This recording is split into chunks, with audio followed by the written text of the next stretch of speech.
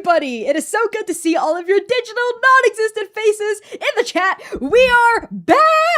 Yay! Hello, everyone, and welcome one and all to yet another community stream where we will be fielding an Arc 4 Q&A. Whether you are tuning in for the first or 100th time, however, a reminder about who we are and what we're all about. We are Transplanar RPG, an all-transgender, people of color-led, actual play channel telling stories set in an original non-colonial anti-orientalist multiverse. This means that we stand against genocide and ethnic cleansing and support all oppressed peoples of this world struggling against injustice, imperialism, and colonization. We must use our voices to build solidarity and fight for the worlds that we wish to see. So to that end, free Sudan, free DRC, free Palestine, abolish ICE, and free all oppressed peoples of this world. Thank you all so much for showing up to support our story. If you are watching this right now, you are here for the Arc 4 Q&A, in which we will discuss all manner of topics related to the characters, storylines, world building, and themes of Arc 4. To that end, we do have some pre-prepared questions from myself and our dramaturg, as well as questions from patrons who were submitted in beforehand, and we will also be taking questions from all of you right here, right now. But first, please allow me to introduce my fantabulous panelists for the evening, starting with one of our amazing Arc 4 guest players, Dare.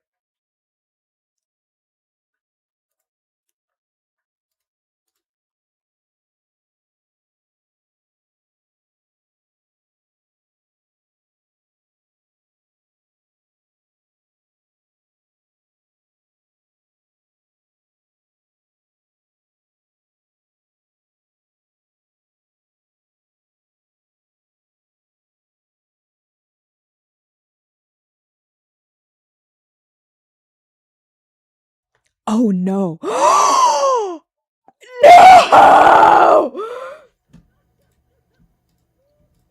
Oh my god. Okay. Not like Okay, this. here it is. Okay, I'm so sorry. I'm gonna throw it everybody. over to Dare Can first. you be heard? Yes. Can you Not the hear whole us now? Yes, they should be. They should be able to There we hear go. you all out. Okay. It's because I didn't add Okay. you all. I didn't connect you all. Okay, that's okay. It's okay. Producing is hard, It everybody. is hard. It's hard. You can either be good at producing or a little Not. puppy dog, which is what I am. So I'm gonna pass things over You to gotta bark Dare. now. That's the rule. Arf, arf. Yeah. Hi, fellow puppy dog here. What's going on? My name is Dare. Pronouns she, they, they, and it. I'm glad to be here to talk about Zinnia and be not normal. I'm going to throw it back over to Rio. Hi, I am again John Orio. I played Dom about 10, 12 episodes ago. Very briefly during the Arc 3 interlude. I forget. 3. Got it. Arc 3 interlude. And I'm excited to talk about Arc 4 and stuff that I potentially know. Passed over to Val. Hello everyone, I'm Valiant Dorian. I use he, him, his pronouns, and I play Sayer, who uses he, they pronouns. Our resident, yeah, you know what kind of guy he is. All right, Sam, sorry, Kai, take it away. Oh god. Hi everyone. I'm Kai. I use he, they, and she pronouns, and I always love playing Mr. Zanin-ish, who uses he, him pronouns, and he's fine and normal and everything's going great. Sam. Hello, everyone. I am Sam Star, and I do know what I'm actually doing in this game and what arcs interludes go where, I promise. I use she, they, and the occasional they pronouns. And I have the bestest pleasure of playing our resident chronologist, healer, bad bitch, soft girl, Lumira, who uses she, her pronouns. What's going on, boss? Hey, it's me, boss. Before I take us into pre-show announcements, I just wanted to point out that the Transplanar Birthday Fest. Oh my god! I forgot. I'm so sorry. I'm so sorry, C. No. Let me rewind that back. I did the actual stream pass over to Connie. I'm snatching that back from you, Connie, and I'm passing it over to the dramaturg. Thank you so much, Sam. I like to be a little silly with my friends. You're so fine. Hi, everyone. My name is C. I use they, them pronouns, and I have the absolute pleasure of usually being Transplanter's producer, dramaturg, and wearer of many hats. Unfortunately, I'm wearing a cast instead of a hat today because I broke my arm, and it's hard to produce. But I'm really glad to be here for this Arc 4 Q&A, and I also play Artemis, the NPC / Hand of Fate / patron saint of mortals. And now, actually, before I pass it back to Connie, there's something really important that we have to do. Because while the Aquarius birthdays have passed, coming up importantly, in Very much fact, so. crucially, to Arc Crucially 4 important. even, is Kai's birthday. Is coming Yes. up in just 2 short days, which means that altogether, right now, we must subject you all to an absolute cacophony of birthday celebrations. So, fellow cast of Transplanter RPG, the Chaos Protocol, if I could, rally your voices in song. Connie, I'll let you lead, as is your Okay. right. Yes, as is my right. All right, everyone, you know what time it is. In chat, feel free to sing along. We're gonna just go for it. 3, 2, 1.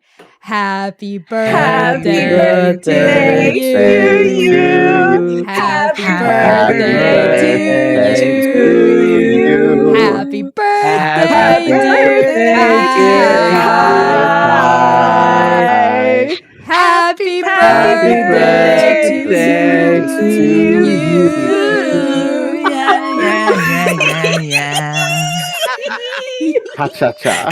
It's worse and worse every time. You know what though? There was a shockingly beautiful harmony in there. Shocking. Okay, I'll take I that. muted myself. You do the whole always time. see I on the was bright so side, good don't at you? this. I had myself Aw. muted the whole time. I'm so good at this. How could you, John? Now you have to solo. Perfect. Everyone Perfect. shut up, Do it John again. soloing. Now it's Okay. John Solo. Okay. God, no. Maybe we'll Okay. save that for the end. Okay, so happy early birthday to you, Kai. Much love, much love. We love you. Thanks, We love everybody. you. Love you all. We love you. Okay, on to our announcements for our community stream night. First of all, as always, a massive thank you to our Patreon precepts, Azra, Brooke, Elvira, Mainman13, Mark J, Necessity, Robert Burke, Rose, Sergeant Danes, Spectra, Spencer, Taylor, Travis L, The Bow System, and Zoe. You can join their incredibly illustrious ranks by using !Patreon in the Twitch chat or visiting patreon.com/transplanarrpg. Consider pledging at the free or even $3 tier to start, or even gift a subscription to a loved one. Speaking of loved ones, Val? Speaking of loved ones, a dear loved one of mine is the designer of gorgeous apparel, home goods, and accessories just for you, fans of Transplanter. Everyone, we know who it is. Let's say it in the chat together. Our husband. Thank you very, very much. Use !merch in chat or go to transplanterrpg.shop. And basically, our shop is sourced ethically, size inclusive, and made to order using free global shipping. So please go check it out, transplanterrpg.shop. Passing over to you, Kai. Tonight is our Arc 4 Q&A stream. Haha! So, if you have an inquiry about the characters, plot lines, world building, or themes of the show so far, please drop it in Twitch or YouTube chat. Flag your questions with Q at the beginning so our cast can see it and grab it accordingly. We'll be fielding patron questions first before moving into questions from the chat. So get asking. Sam? Yeah, or I could have just, read the announcements as well. This stream may contain spoilers for arcs 1 through 4. That's 1, 2, 3, and 4 of the Chaos Protocol. We will try to give fair warnings and will avoid most major spoilers when possible, because you know how we get. So if you need a quick catch up, you can use !recap in chat to read our full written recap document. And, off to the dramaturg for some self-care tips. Absolutely, because we need them for community streams. Transplanter RPG occasionally deals with content that may be triggering to some viewers. This community stream may include discussions of fantasy violence, monsters and monstrosity, survival and scarcity, climate collapse, apocalypse, complex relationships, hoo boy, romance, death of loved ones, grief, classism, extractionism, and conversations about oppression. Due to the live nature of this stream, more content warnings may be added as the conversation continues. Please feel free to take care of yourself and do what's right for you. Thank you for that, C. And now we can springboard into our first question of the evening, which was a question that C, mostly C, and I kind of came up with together for the cast, which is a nice opener question for all of you, which is, what has been your favorite moment from Arc 4 so far, and why?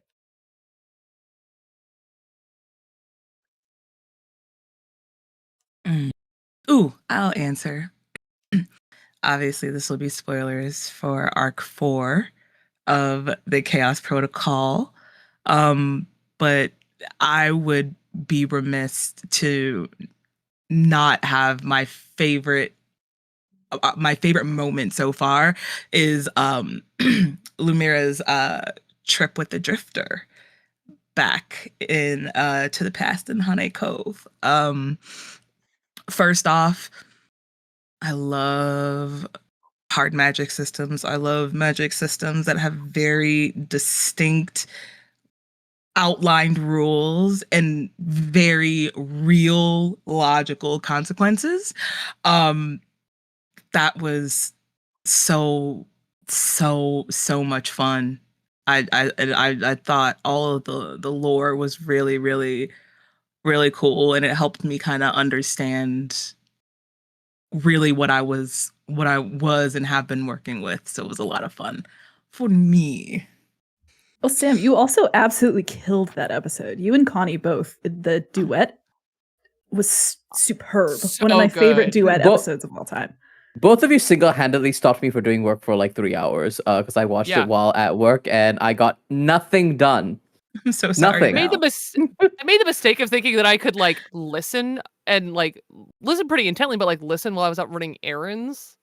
And I was literally like in a store screaming because I couldn't stop listening. I was like, I have to remember to breathe.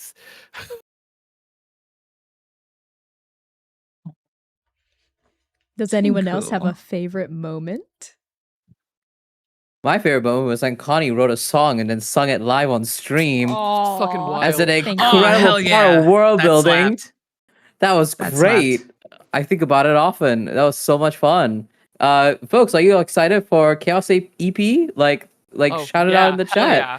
Because I'm excited So about it, excited. especially after that song. Yeah, that slapped. I I love sing it sound. I love, sometimes to myself now. Oh It's yeah, actually really same, good. same. Oh yeah. Or Favorites. it really gets stuck in your head actually. Like there's a level of earworminess to it that I thoroughly enjoy, especially when you're out on a drive. And I'm like, here come the storms of Keseki while driving around.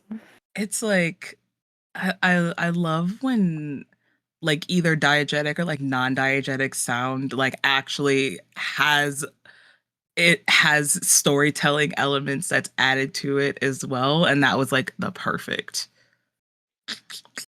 example. I gotta do more of that. I love writing songs slapped. and Yes! performing them. And Yes. Yay! Do more. Rattling my cage. More. yeah, Biting the bars of my enclosure. in my personal life, I really like writing music, but I was kind of in like a creative dry spell with like songwriting. But writing something for Chaos really jump started the artistic bug. So I've been bit by the bug, and I must produce more. There's like a whole other set of lyrics that we haven't told anyone about that I wrote a while back that exists. Just saying. Yes. Second EP track. that's I'm just true. saying. I'm just saying. Extended Yes. edition, even. We're having a With bonus Keseki EP tracks. at this point. that should Powerful. frighten. That should frighten. I'm shaking in my boots. You said that, and I was like, do I want that for real? Listen, we already know Keseki has banging music. Sure It does so many different genres. too. Mm-hmm. It's like the red pill, blue pill of like, if we know more, yippee, we get nice songs, or be hurt by the songs. The weight of knowing more at what cost? But the weight of At knowing what more. cost? I can hop in with my favorite. Obviously, this whole arc is very personal and special in general, so it's very hard to pick one, which is I've just been sitting here like staring into the middle distance. But I think the opening of this arc, with the like the episodes like 1, 2, and 3, the arrival on Keseki, like for you all to know, like that was information that Connie was giving to me for the first time. A lot of it, like some of it was stuff that I had like in broad strokes put framework around, but I mean it when I say like I knew what Zynon knew and almost nothing else. And so to be so overcome by all of that emotionally as a creator, I'll never forget it. I'll literally never forget like standing on the bridge of the Apani Kestrel looking down at Keseki and oblivion out there on the horizon, and all of those descriptions and everything about the spoilers for the very first like moments of this arc, but like the crash and all of the like stuff that went into that, like I can play it back in my mind like beat for beat and may be able to do that forever.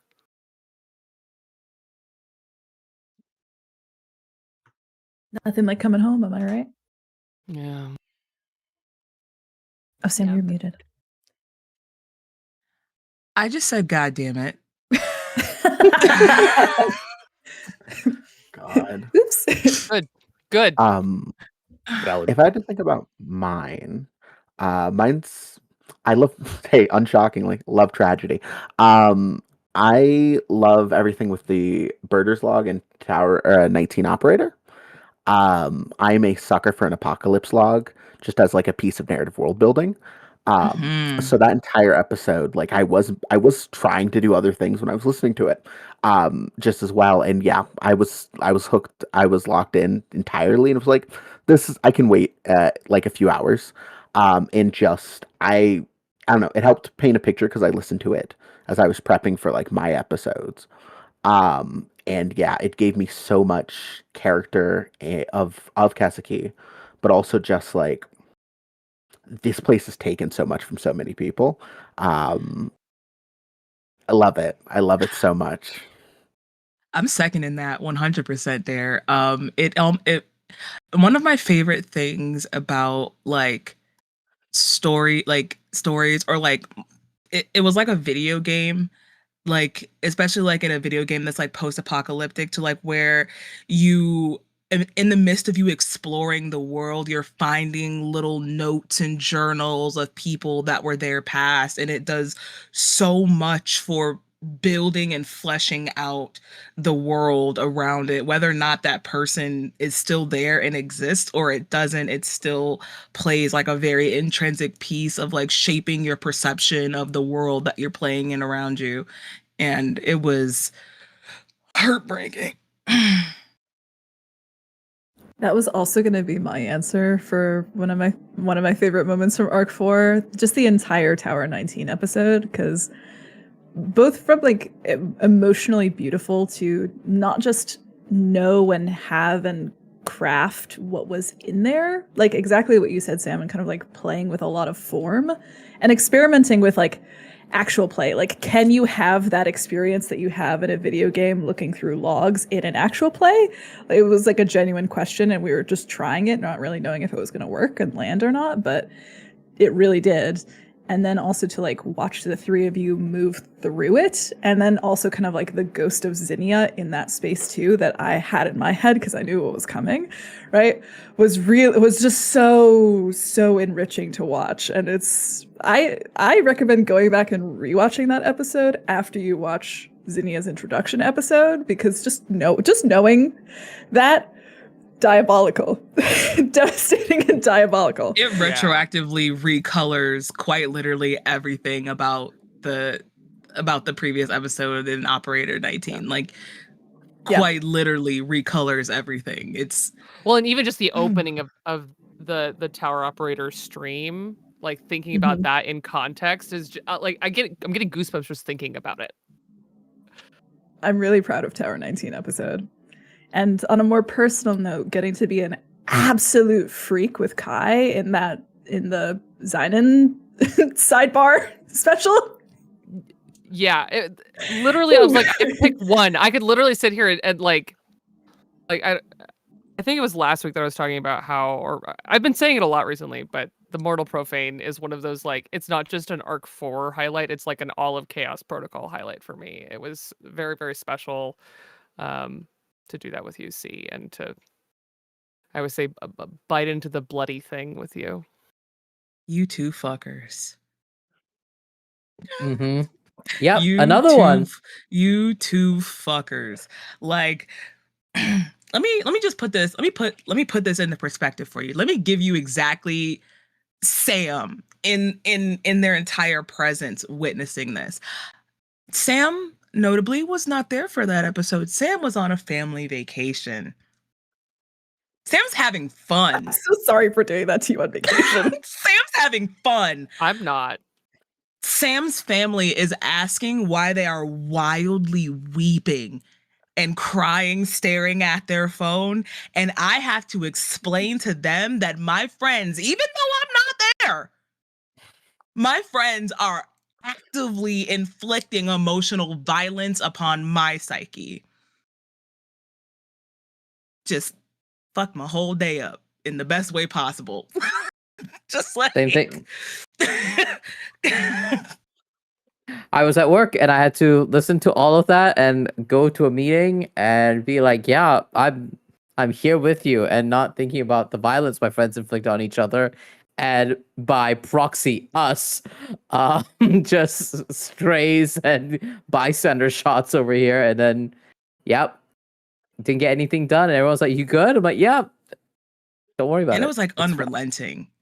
It was like Mhm. it was like waves crashing in of just getting Yeah. punched in the mouth repeatedly over and over and over again. And each wave got bigger. And as soon as you tried to stand back up and you got your bearings about you and you were kind of on steady footing, here comes C and Collar like this with like the fucking Undertaker, just Mhm. just ripping us to pieces for no reason.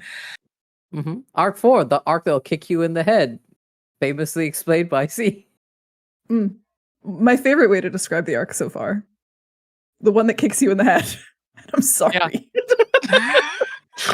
I mean, I think have- I was one of the first people you pitched that theme to, and I went, let's go. So maybe it's Yep. Yes. I said, so are you cool with this being the one where we kick you in the head? And you were like, yeah. And I said, Yeah. you're going to regret that, but sure.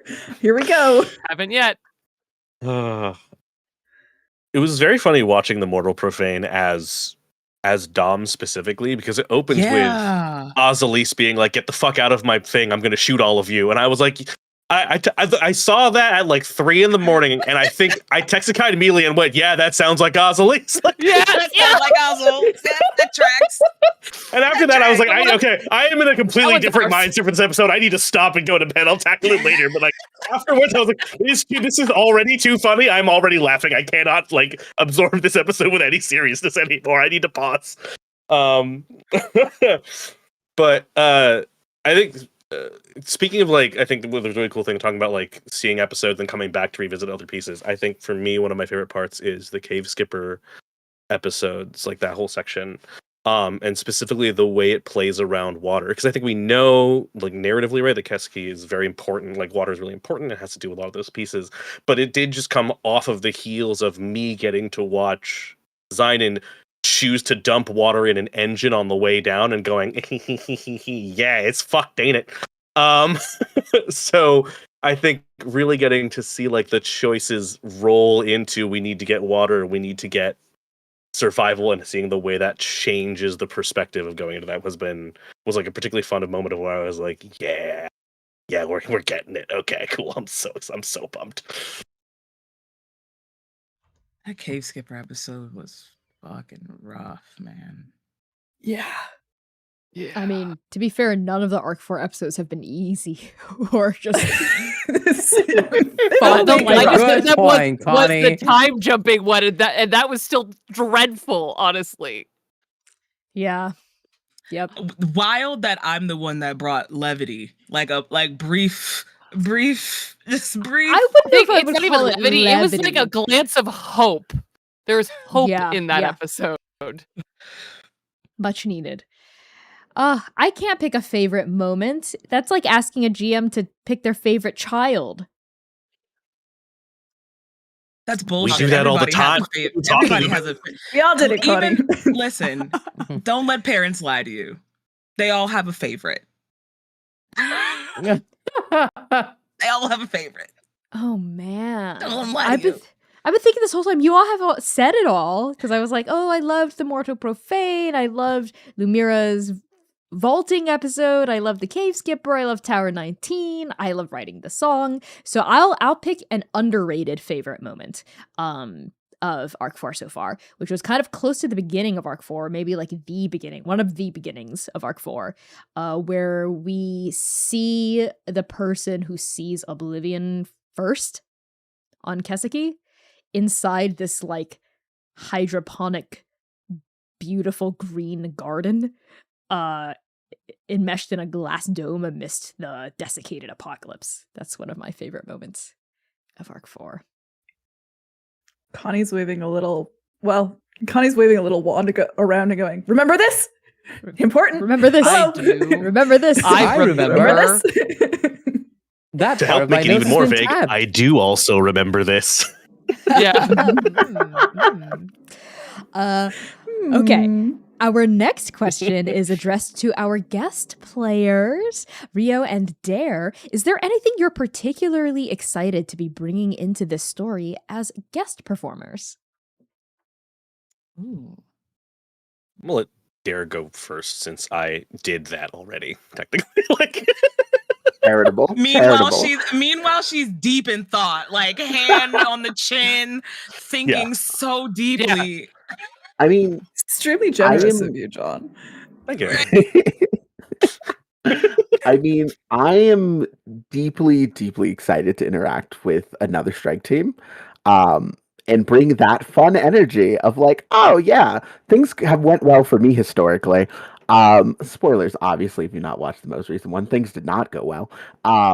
And like bring that energy, especially with Zynon, because of how weirdly intertwined our fates have been now. I am really, really excited to see Zynon in particular because I think that'll go well. Yeah, I have a pointed interest in what that reunion's gonna be like. we it's so good. It's so good.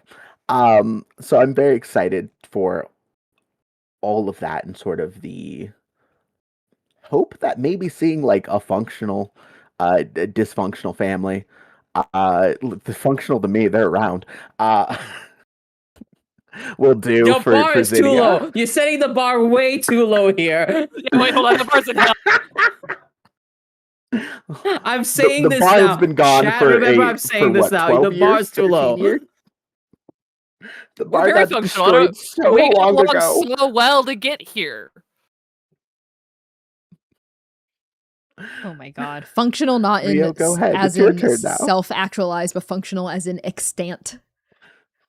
Yeah. Functional as in present. Yeah. Alive. That's what I was thinking too. Yeah. Functional as in here.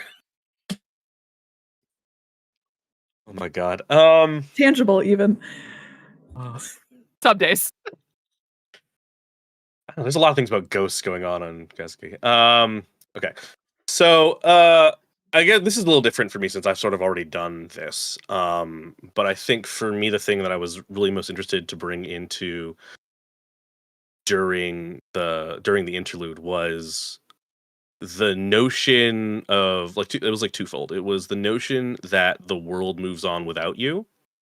And the notion that both of those realities are true, right? So I think it was important to who people are, that like what the events that you've experienced are true to you, that does not necessarily make them true to everyone else, and how do you reconcile those two truths together in a way that works and isn't about necessarily who's right, but what you've learned and how you can relate in those ways.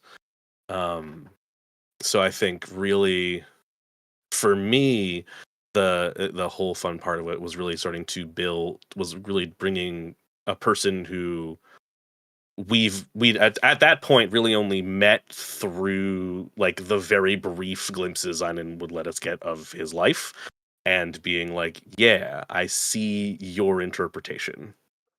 That's nice. and shift Unreliable it up into narrators on something an else. F. Correct, yes. The most reliable My favorite narrator. trope. Yeah. I'm shaking my head. I couldn't shake my head more. Yeah. So I think that was the part that was the most fun that I was really looking forward to doing when I was there, for sure. And you did it really well. Mhm. Oh, thank you. It's quite literally like a Yes. punch in the face. To be punched in the Oh. face. Mm-hmm. Like you did. Yeah. Someone- what a also- character someone- introduction. Someone in the Discord at one point was like, "Man, I'm rewatching Zynan's old interlude, and the way Dom is played there is actively giving me confusion, given the way John Yeah. played him." And I was like, "Good." Yeah. Yep. Also, it hurts me to not play that one. I hope you all know that. Like, I also Yeah. want to do that, but I can't. It makes me so sad. I think one of the most fun things has also been crafting, because like you were saying, truth is relative, right? So crafting what that relative truth is and where the two truths meet is very fun. I really like doing that. Because you can see the ghost of that memory, Dom, in the way you play. That's But it's it for not- me. But it's the ghost. It's the echo. It's Evil. the That's evil. what? I'm I fuming. wouldn't say that's not evil at all. I think they're very you, Sam. succinct in that point, and it being more like how I see it. It's like those are two different Doms from two different times where things were more hopeful in that Dom, as opposed to the Dom that has been beat down by survival and guilt and constant trauma. And seeing that dichotomy of those two different Doms is really to me, because you can, like C said, you can still see those bits and pieces of that Dom in this one, but when you get tired enough, even the, like, you know what I'm saying, even like you're still yourself, but it is almost a shell of that. There's still bits and pieces of you there, but it's missing so much more of that drive and that fire of what made that previous version who they were. It's completely different drive and motivation as of now, and I think that's beautiful. Personally, I'm looking so pointedly at Dare right now. I could feel So I it. think there's a fun I was narrative setting foil myself up. happening here. I can feel the What do you mean? blades above me. The God, looming. I'm deeply excited for that. Like, that's one of the things I think I'm excited for myself as a performer, to play through that change, because like it was a kind of interesting challenge to take Zinnia and like shunt her through like 3 life-altering tragedies back to back to back in one sitting. A lot. So I'm really interested and excited to see how she will be interacting with everyone else come years removed from all of that. And healed? We'll see. Who knows? What a treat it or is. can to you be even On this be show? healed in this? You just got Like, here. Yeah. Okay. No. Wow. You didn't do your arc okay. You arc just clean. got here is you don't have crazy. enough skin in this game That's yet. wild bitch. work. Get your fucking Holy hands shit. dirty a little bit. I love saying We've it like already a heard Dare question, enough on so I can Translator lie. RPG. See, Not that's enough. different though. That's the thing about it is that's a different campaign. right? So essentially you starting out fresh baby right here. This is a rebirth. So you gotta go through it again. You gotta work up to it. You don't shows just you I've gotten see. beat down you don't so just get the much. shit by proxy of being passed and having crossed that burden already. Nah, it's a whole new I gotta earn my ballpark lumps game over here. twice. Right, yes. It's your new game plus, Dare. It's your new game plus. Everything's Listen, It's your harder. new You game love- plus. You start can't out, carry you start out anything at level over. 1. Except for One your of the- memories of what it was like. Damn, I was gonna at God. least give you your inventory and your skill No, it's like tree. No. it's not a new Star game plus. It's the Connie said DLC no. content afterwards, where suddenly everything is way overscaled over anything you've ever had. Yes. Yeah. Yes. You better have grinded through past the end of the game for like 3 or 4 levels. Yeah. What I was gonna say is one of the fun things for both of our wonderful guests, and also for what Connie and C have crafted in Keseki itself, is like I see so many beautiful portrayals of something that I hold very dearly, which is the like way people change and what that looks like and what that how that shapes us. And so to see Zinnia, who is so bright and adorable at the beginning of Sunrise, owie, and then for us to meet Dom in the interlude as he is there and work that problem backwards, violent, and then to see like the vaulting episode with Lumira and like all of the stories that I've gotten to tell in advance make all of the reality of where we are now way worse, way more sad all the time. I love to recontextualize a narrative given new information.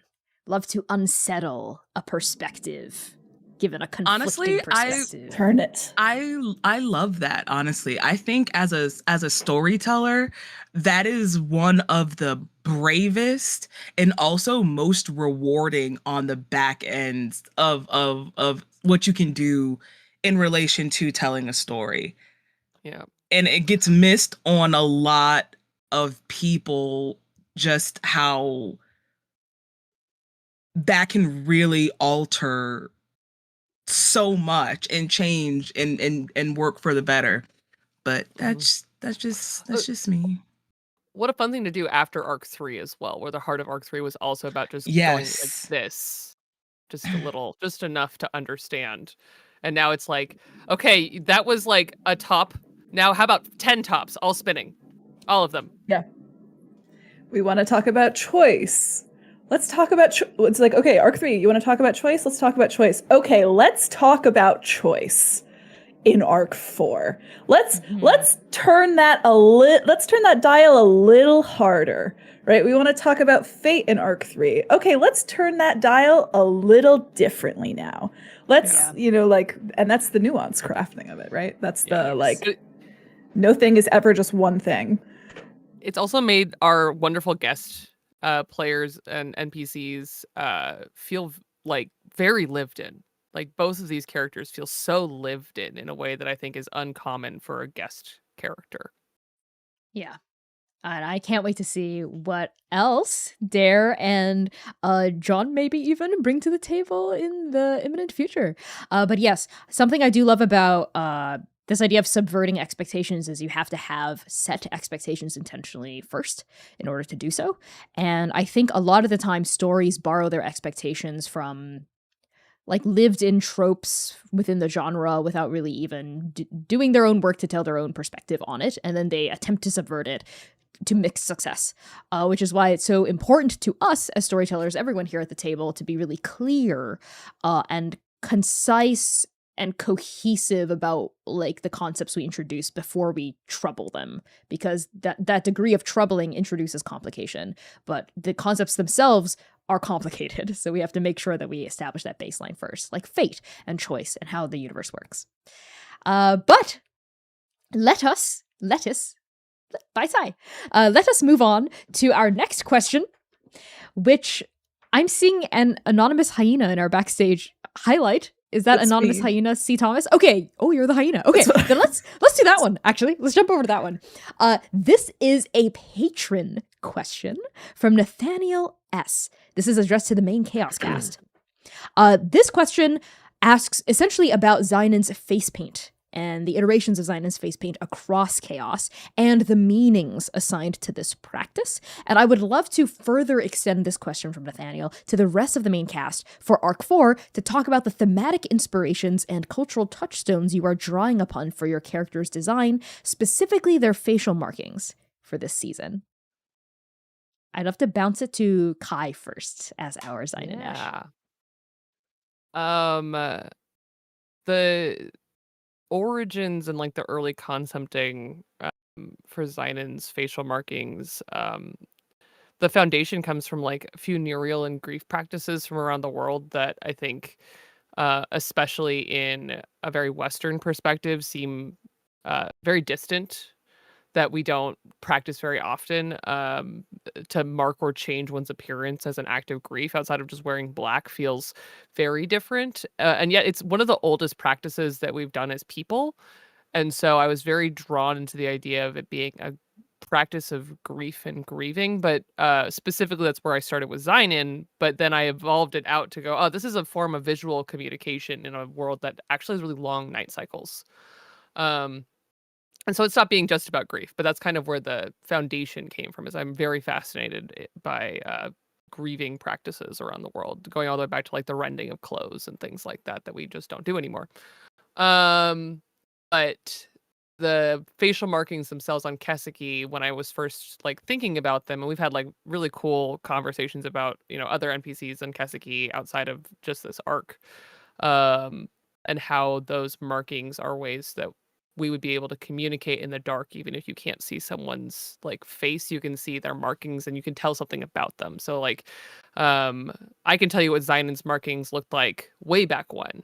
They look different because the ones that we meet him in the Chaos Protocol are the ones that he wears specifically to grieve Keseki.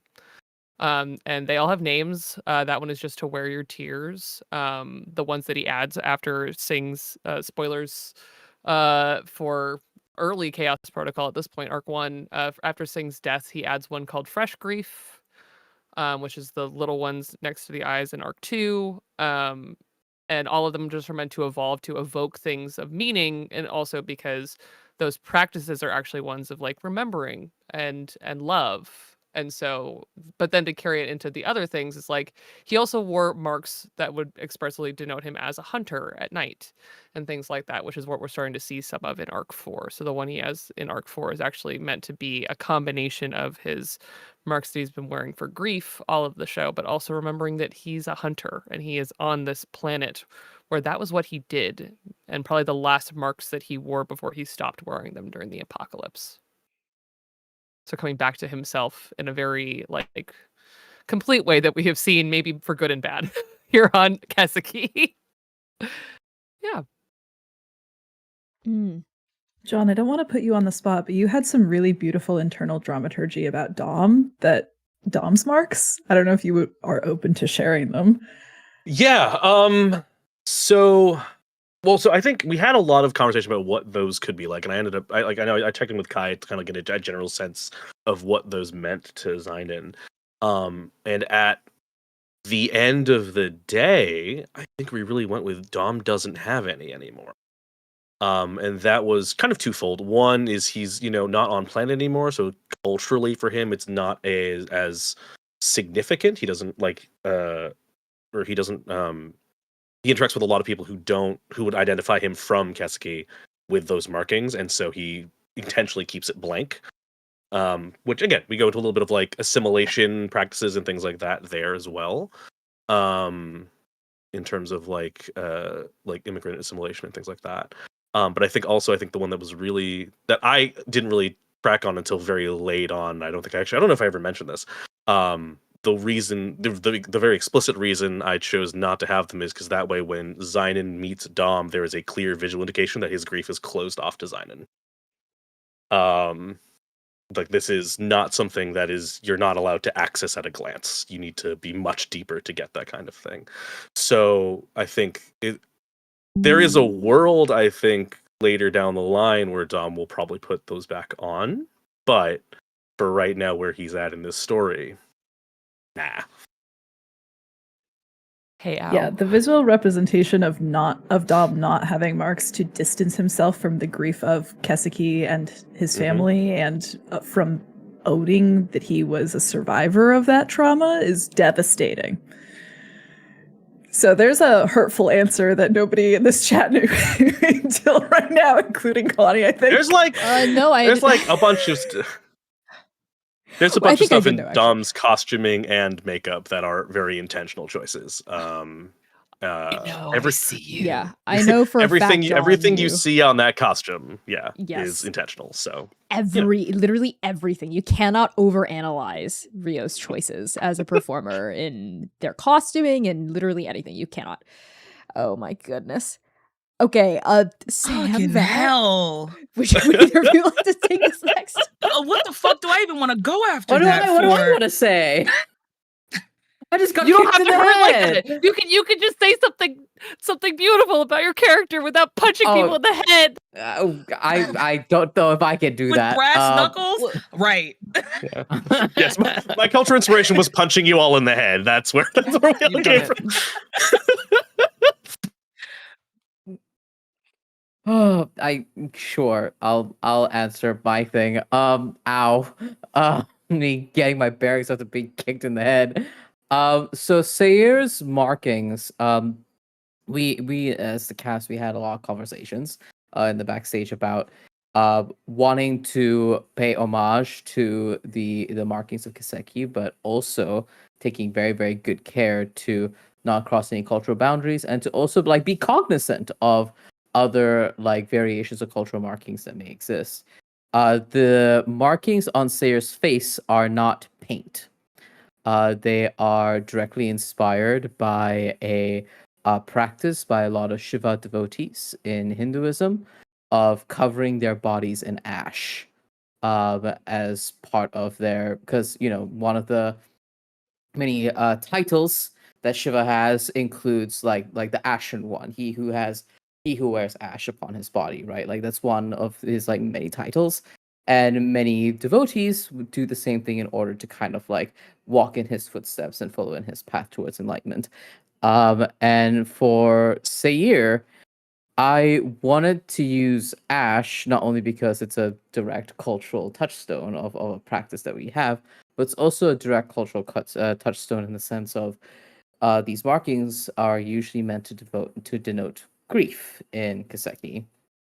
And because Sayer is South Indian, like I am South Indian, his funerary, his grieving, his sort of like death rituals also revolve South Indian culture, which to me denote ash and incense and things like that.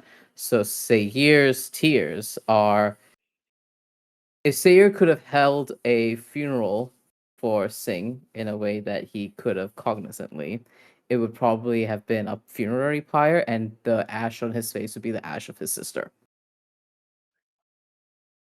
And those are the tears that he wears, and that is why it is messy. That is why it's like uneven and not intentional. It is literally just like smears of like white and ash upon his face, and that's where his particular design kind of like inspirations and cornerstones came from for me, especially. This is why I said I don't know if I could be the person. Yeah, I realized follow- what I said, and I know why those are there. So I was like, "What am I saying? I don't." It's fine. I can't give you the little brief of levity after being kicked in the head. I'm like, yes, the marking of Sayer's face. That's the ashes of his sister. Yeah, the ashes of his dead sister. Jesus. Yeah. When I said the cultural inspiration was kicking you in the head, I was not lying.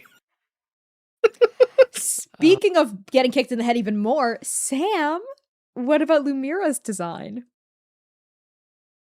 The fucking hell. So Lumira's design on her face specifically is a mix of a couple of things, still kind of harkening back to the rest of my good friends and relation. So Lumira's markings, of course, do appear as like clock gears, but looking closer at them, if you're really looking at her face, those clock gears are done in what's called an ndampatam, which is a practice that's done in West Africa.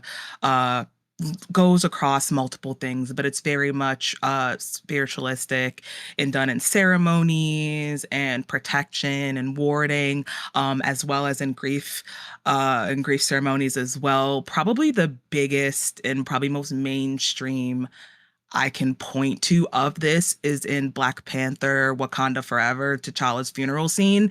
You see Shuri and everyone in Wakanda that all have their face painted in like these very intricate markings of like dots and lines, and it all is just it it depends on like what tribe that you're speaking to and what distinct markings work with them, but I chose it still to be in Clockworks because like what Val said, I don't want to cross any boundaries, any cultural boundaries in relation to that. But that's where hers come from, more specifically done in grief and funerary practices, as well as in warding and protection, which is why it's kind of on the just one side of her face as opposed to the other.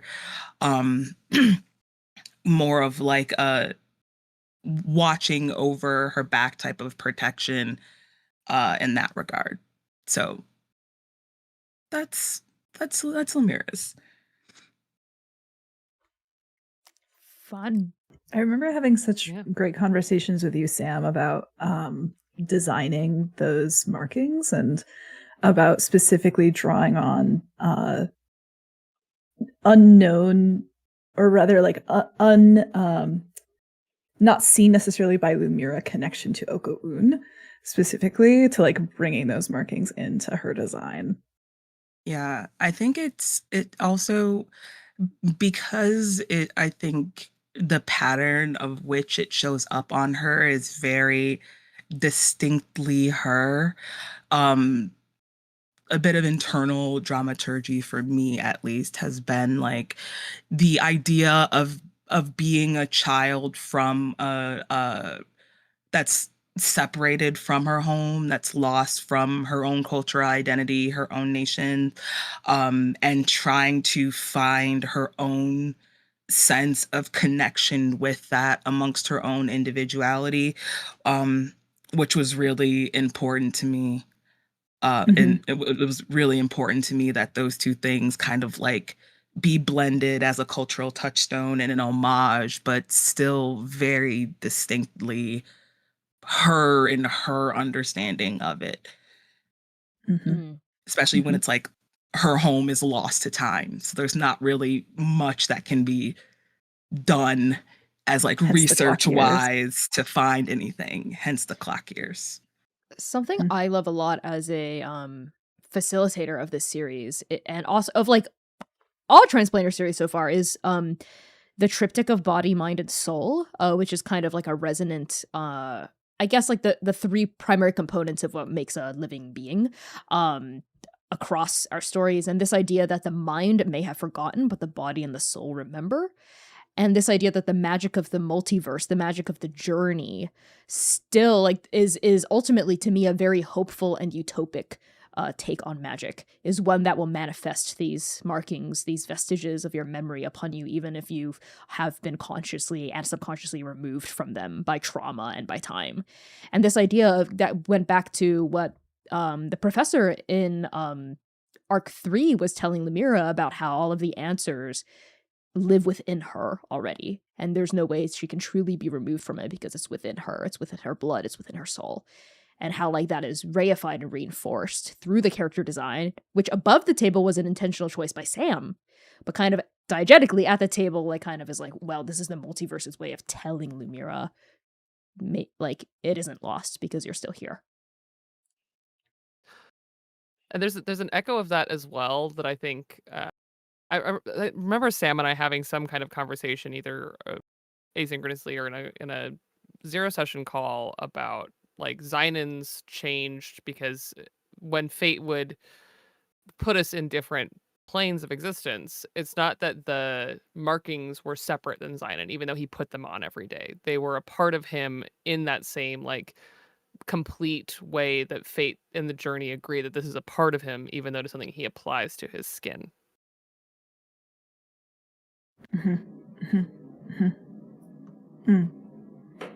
Character design rips so hard. Yeah. I know. God, the character designs in this arc are so good. Yeah, Okay. they're really cool. We They're ate. cool as I hell. haven't even seen We the ate Zinnia this. art. I want I to mean, so huh? badly. I want to. I mean, huh? You can fix this, Oh, see? I haven't seen the Zinnia art. What do you What? mean? I mean, it's fine, to be Bear's honest. like, what? It doesn't exist yet because I broke my arm, but I'm Yeah. gonna tease it. I'm gonna start teasing it anyway. I want it. We're I absolutely want going it. to be doing Zinnia art for sure. Nice. Before we move on to the next question, I saw something in chat like kind of fly by earlier about like Yinghe's markings and whatnot. Ooh, And yes. there is, of course, the neon huadian on their forehead, which is kind of just like a recurring kind of, like Chinese cultural signifier. It's a piece of makeup that can mean something and can also mean anything, really. It's kind of depends on the symbology and the specific time period in which it comes in. This one in particular was kind of like my way of just bringing in that piece of heritage into the neon dreamscape of Keseki. And notably, I actually did not add like facial markings or any markings of grief on Yinghe kind of intentionally because they didn't really know Sing. They're not grieving her. And I think that there's that barrier and that difference between Yinghe and the rest of Nova, because this shared grief is kind of what binds the other three members of Nova together, and that's an experience that Yinghe does not have with them. And I think like that's something I'm interested to explore further down this arc and whatnot. That's all I'm going to say about it. The pieces of that we've seen are heartbreaking. That was a fun Lots piece of- of the dramaturgy lots was of Yinko fear. and Dom, but who is Sing? Like, Yeah, it was like I met her crying. like once. Yikes. Okay, Oof. so Okay. Oof. I'm weak because that's kind of Zinnia coming in too, being like, who's she? I think, worst of all, there will be so much understanding if I get to talk to you about Sing.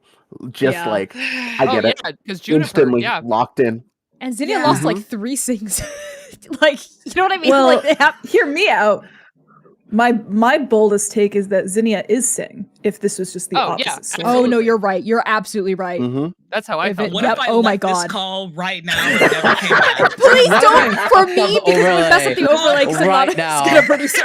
What if I left this Don't call do that to right now Connie. and never fucking came Stay back? strong for But me, only Sam. because Stay only here. because I know how hard Connie worked on this overlay, and me leaving would ruin everything is the only reason why I'm staying. Just know I am staying against my will, but it is kind of for Connie, and that's it. Thank you, Sam.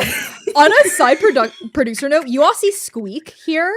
It took me Mhm. forever to figure out how to put her here because I green screened the webcams and she's green. So Oh, see no. how see how anyway, That's You're so strong it and took me an brave. embarrassingly You're long so strong time. and brave. Yeah. Anyway, our next question. Ooh, so many options. I think it might be time to hop over to a chat question at this juncture, or maybe we can do like one more. Okay, we'll do one more patron question. Go yeah, yes. There's just two more. Let's finish Just two more. Okay, you know what? patron Just two more patron questions. We'll bang them out. We have a question from Azra. I think this is mostly addressed toward myself and C, probably as the world builders and dramaturgs of Chaos. In the background of Arc 4 is the world building that appears to focus on a beautiful world that was deeply affected by extractive and extreme capitalistic practices. How does tackling this work with the non-colonial and anti-Orientalist nature of the show? Is there any friction in the narrative playing into this? So, we've kind of said from the very beginning pretty explicitly to the cast, and I think like fairly explicitly at the table as well, that we've never like said the word capitalism in game, I think like in canon, that though the Transplanar verse is a non-colonial and anti-Orientalist multiverse, it is notably not one where class differences do not exist in all worlds, and it is not one where there are no economic inequities or frictions. And I think it is, the words I choose to describe Transplanar are very specific, non-colonial and anti-Orientalist. It is not utopic. It is not non-oppressive. It is not like anything like that, because I am very interested in eventually playing. And I think Arc 4 of Chaos is one of the first times where we will really explicitly grapple with this in playing with kind of class tensions, class struggle, and kind of like class revolution. And that is something I think that is definitely, especially now, like heavily informed by colonialism and Orientalism, and the structures of colonialism very much like feed into and fundamentally shape economic inequities. But even pre-colonization, like the colonial age of European powers colonizing the world, if you go to like various different countries and various different cultures across the world, there are still examples of like class-based struggle of people, of the haves and have-nots, essentially, that kind of like exist outside of the conversation about colonialism as well. Hoarding wealth, ideas of wealth that may or may not involve money, or like our more modern concept of money or a currency, and how having resources and having control of resources is often mapped to power, and that is very interesting to me here with Keseki. And specifically, we're also thinking about the extractionism of Keseki. There's definitely questions of like wealth out there, and these big corporations, they're very wealthy and they're very moneyed. But there are also, we've kind of revealed in the world building, they extracted the hell out of Keseki, and they're kind of continuing to do it across the rest of the galaxy. For what reason? That is a plot relevant question that I will not spoil right now, but there is a reason why they're doing it, kind of beyond just because they're rich and evil, which is, I think, a lucid and cogent enough reason, but there are other plot reasons why they're doing this. And that is something we're interested in exploring as well. So I don't necessarily think there's any like maybe ideological friction in exploring class within our non-colonial and anti-Orientalist series. There's definitely dramatic friction and tension, which is exciting to play in. But I'm able to square that fairly easily. Because I can look at the history of my own culture, like China, right? And there's always been the haves and have-nots. There have always been kings and peasants. Like and we look at the dynasties being overthrown by like a people's rebellion and communism being set up, like that was like rebelling against these like wealthy, moneyed, also class, also informed by bloodline and resources and territory. And that was not necessarily like a colonial project. So did anyone else have anything to add to this particular question? I mean, you hit it pretty square on the head. Oh, you go ahead, Kai. I just have a little thing to add, which is also that like specifically the classism and the extractionism and the effects of that within the story, the stuff that came straight from Zainan's origin is because that I don't exist without those things. Like Japan in particular, like when talking about Japanese inspired stories of fiction, in particular, we all know stories about the samurai, but the samurai were lords. They were a class of people, and it is actually like baked into anything inspired by Japanese culture and Japanese history that there is classism and there is inequality, and that class struggle is a part of Japanese culture. Like you can't have one without the other. Mm-hmm. Yeah. Those are both two really cogent answers that I don't have that much to add to, but I think the only other thing is when imagining conflict and even oppression and like struggle in a non-colonial anti-Orientalist multiverse, having a strong understanding of what Orientalism is and what colonialism are really important in the way that it allows us then to do some of that really interesting and compelling world building and like speculative fiction, right? To like talk about and think about what does it mean to have like class-based oppression in a world where there isn't colonialism. And I think it kind of also comes into some of the greater world building that like Kesekins are not necessarily different than anyone else in the Apis Fayumi system. It isn't like there is no nationality necessarily that it differs or separates Keseki from the rest of the Apis Fayumi system. And this is not something that we're really getting into in a way that like is super present in the narrative right now, but is kind of like a backbone of our world building that's really important to be like, yeah, the lords are not like foreign invaders. Yeah, they're not They're like people from the colonizers system. or outsiders. Yeah. They're all, this is the Apis Fuimi system is one big, if we have to put it this way, System. like one big system. They're one big system, they're one big like home. And the planets are like different little enclaves within that home, like little sub communities. But everyone like would, you know, it's not like different planets or different countries. And like the galactic lords are like emperors, you know, that have like conquered this place, like whatsoever. And I think, you know, because we're taking a non-colonial approach to world building, that has never been the logic that we've used as storytellers entering into this space. Yeah.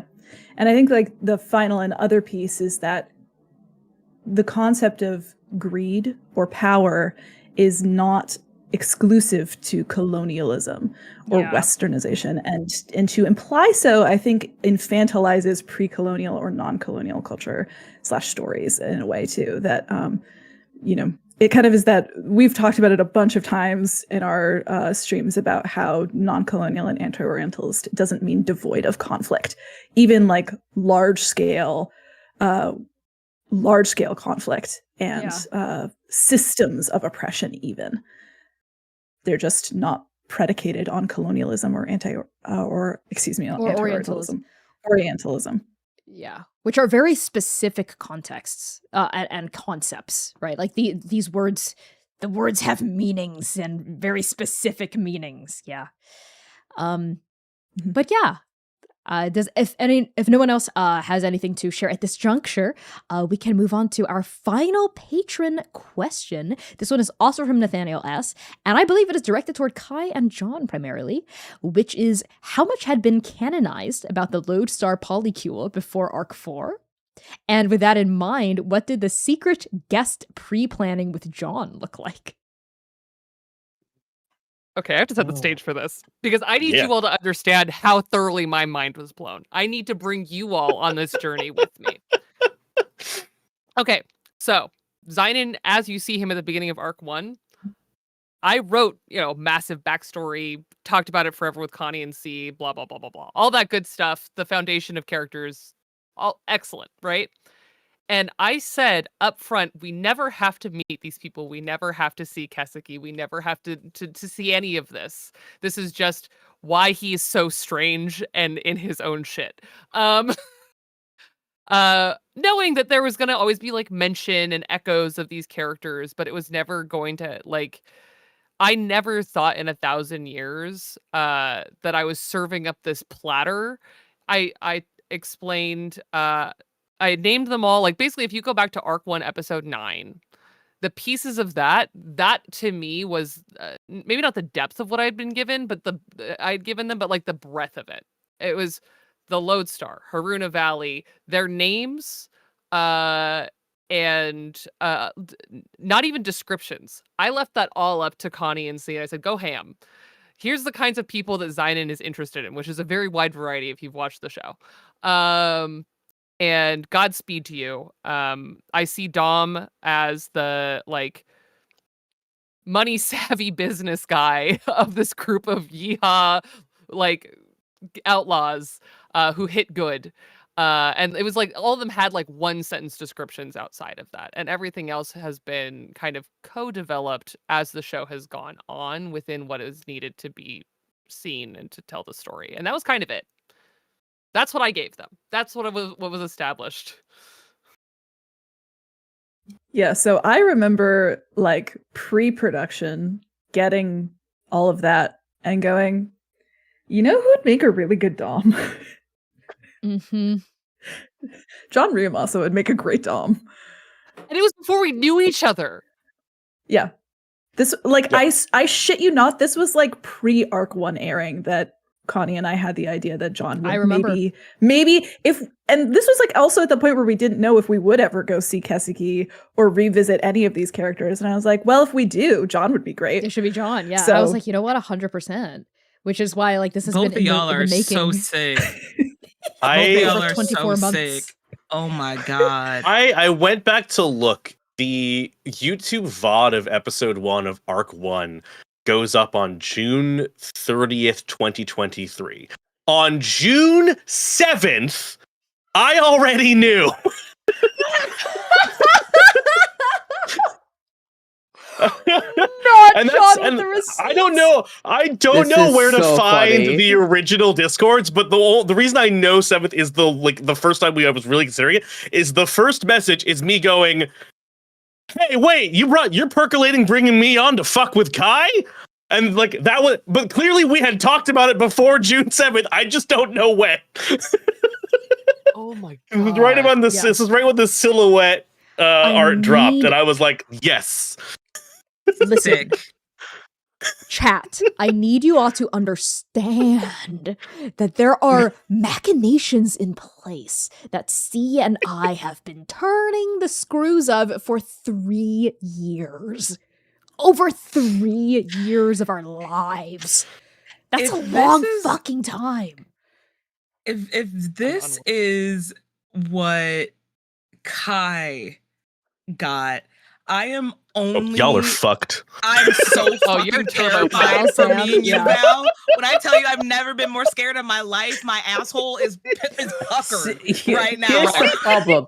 Here's the problem, Chaos Cast. Let me tell you what the problem is for the Chaos Cast, right? It is not that we are unaware of the nukes, the guns, and the knives that we have carefully placed in a lot of our backgrounds or in our consistent meetings in dramaturgy. It's not that we are unaware that this could be weaponized against us. What Sam and I are mutually in fear of right now is what else is there that we had not factored in. Thank you. Because I know for a fact that I have a Gatling gun, and I'm like, hey, there's a Gatling gun right there. Yeah. What Not other stuff do you only- have? It's been mellowing you this whole show. Not only do I have a Gatling gun that I've had in the back pocket for a while, but this arc alone, there have been like 3 or 4 things that I thought that would be cool or something and mentioned in passing in dramaturgy, and they've turned into this. That's a whole other level of violence. No, Sam Star. Some of this is your making. I will. No. You did some of that to yourself. Honestly, correct. And at this point in time, spoilers for Arc 4, I will admit it. The dreams were my fault, y'all. I'm sorry. You did do this. Yeah, those persistent nightmares. Yeah, that was did all do Sam. that, yeah. That was my Yeah. fault. Sam I reminded said, me that we hey, should do that. I was like, what if Lumira just like had like really like, scary dreams around redacted XYZ? And C went, oh, yeah, you know what, Sam? That's a good idea. And then Arc 4 happened. Yeah. So Okay, yeah. I'm Okay. terrified. Listen, the dramaturgy around the nightmares. C mentioned this to me, and I was like, of course this is why. Oh my god. I was like, oh yeah. Like as a GM, I was like, of course. So y'all remember from Stranger how like all the Paragons were having like recurring nightmares every single night until like the end of Stranger? Because, Oblivion was coming. Oh, I have to go. Actually, I think my mom's calling me. I need to have leave. Mom? I You to didn't have to leave. hit me like this. Oh, Yeah. I'm so sorry. I'm a Time veteran to go. of Stranger. I'm a veteran. Jesus. Anyways, John, I know would love to Voska know is just what they told you. I want to know. I need to know what they told. This is Kai's being selfish. Tell me what they told you. There is so much I can't tell you. No. So, yeah. So to real quickly to kind of to touch about it. So in terms of what had been canonized, I think we know now the big thing about about partner number 4. So I can talk about that. So I knew at the start that Tyr was dead and Oslius was alive. The planning kind of from there went on to basically filling out what the time that between the last time Zynon saw any of them and the bar was sort of filling out the spaces in between, like the broad strokes of what both Dom and Ozalise had been up to, because they still have some relationship history in there that is fun to talk about later. Once you guys meet some folks and learn some things. But like sort of figuring out the spaces of how their timelines work together. So I had all of that background information going in to the interlude. And like I think we joked about this a lot, that like a lot of the interlude at the bar was Dom and Zynon saying very little and reading between a lot of lines, and C going, "You need to explicitly tell them so the audience knows." To be fair, that is because Kai is the main fucking perpetrator, and this one also down That's here, correct. Mr. Dorian, Yeah. for talking about nothing for 15 minutes and around the point. So at this I love point it. It's in time, great. C was like, "Say the fucking thing." Yeah. If I have to, my God, please just say words, you two. Please, I beg. Legitimately, I remember getting a DM that was like, "You need to tell them Ozalise is alive," and I was like, "I know, I'm getting there." It's okay. I was right there with you. We were speaking the same language. Our proper nouns are different than your proper nouns. That's what it comes down to. Yeah. Dom and Zynon speak another language. Yeah. It's listen, it's not my fault that Repression. We Zynon speak and Sayer. repression. Yeah, it's not my fault that Sayer and Zynon talk about Yinghe without ever mentioning Yinghe's name in the entirety of like a 30-minute scene. Whoops. Like that's Fuck, I'm so happy for That scene Zinnia is because wild. I'm so happy Zinnia's here, because if I had just the he him it's too much right now. I I can't. have to reiterate that I can't Zinnia do thinks it. we're the functional ones. I Zinnia can't said, fucking do it. Please, I We're need the somebody functional else that ones. is capable of something. I'm I so mean- sorry, my dear. Do you think Zinnia's gonna be great at communication? I No. don't care. that It's way. better No. than this. No. Oh At my least it's God. new bad communication. So yeah, a lot of the prep was like hanging out and like hashing out what I needed to know to deliver maximum head punching was basically what it boiled down to.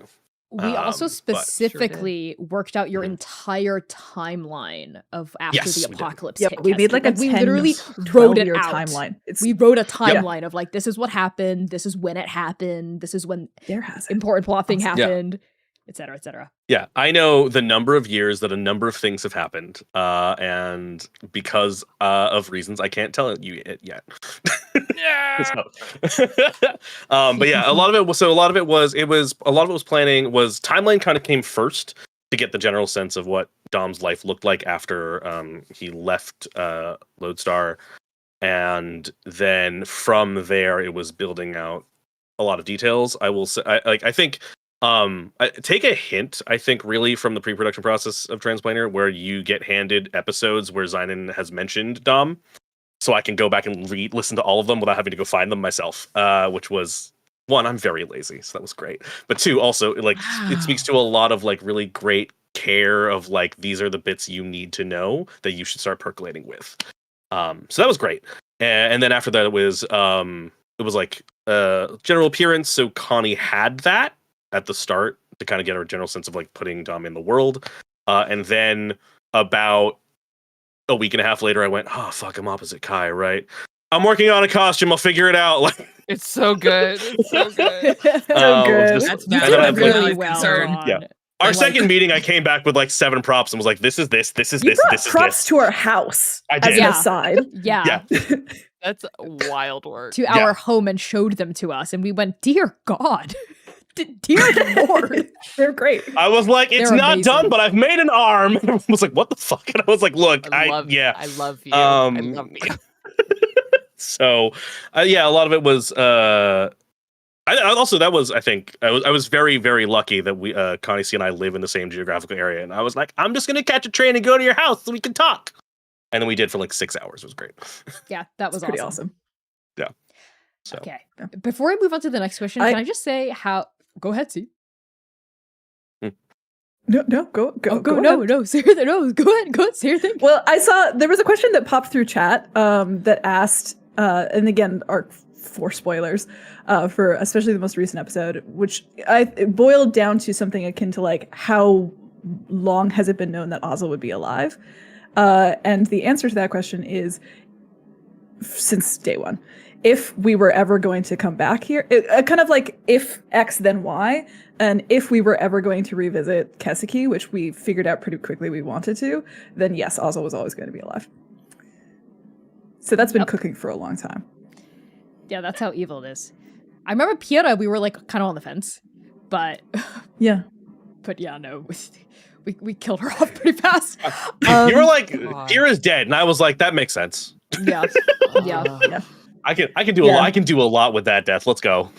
I just knew that Spoiler not that we'll all of get them could be alive. Yeah. Yeah, not all of them could be alive, but Ozzel was alive. Mhm. And those were kind of like and then we like figured it out and we were like, well, we do linchpins, want yeah. John to be in here. So let's play. Let's play with Yeah. this iteration, you know. Ow. Yes. The thing I wanted to say is I just feel tremendously lucky and privileged that all of the guests on Chaos are like amazing and so deeply invested in your characters, like in the story, in the channel. Like it really, I feel so like genuinely so blessed. Like Rio and Dare, I know like how much work and how much like love and joy both of you get out of like incubating your characters and germinating these ideas, and that is just like the greatest gift I could ever possibly have as a facilitator. And I know that is, you know, not everyone gets to experience that, and I just feel really lucky that both of you are amazing. And I cannot wait to see the continued emotional damage you will unleash upon our audience and the rest of our cast. I will real quickly. My last thing. I know how Pyrrha died. I'm going to leave it at that. I know you know. Oh, yeah. I know you know. There's no way you don't know, which is worse. I knew. I during can't the believe you interlude come that into you know. my house, Ryo. I To was invited. my That's not my fault. house It's true, actually. in front of my people on my We're just day. going straight back to that diner. We're going straight back to the diner. Uh-oh. All I'm gonna say is that in all of Zaiden's memories, Dom leaves to go find Pieta, right? Yeah. Yeah. Yeah, we'll Mhm. figure So out. how we to See. do We it. got that. should take We a know. break before we move on to the chat questions. Yes, that's a great idea. Yeah. So we're gonna take a quick break to take the knives out of our backs. A 5 to 10 minute break. They're stuck Go there.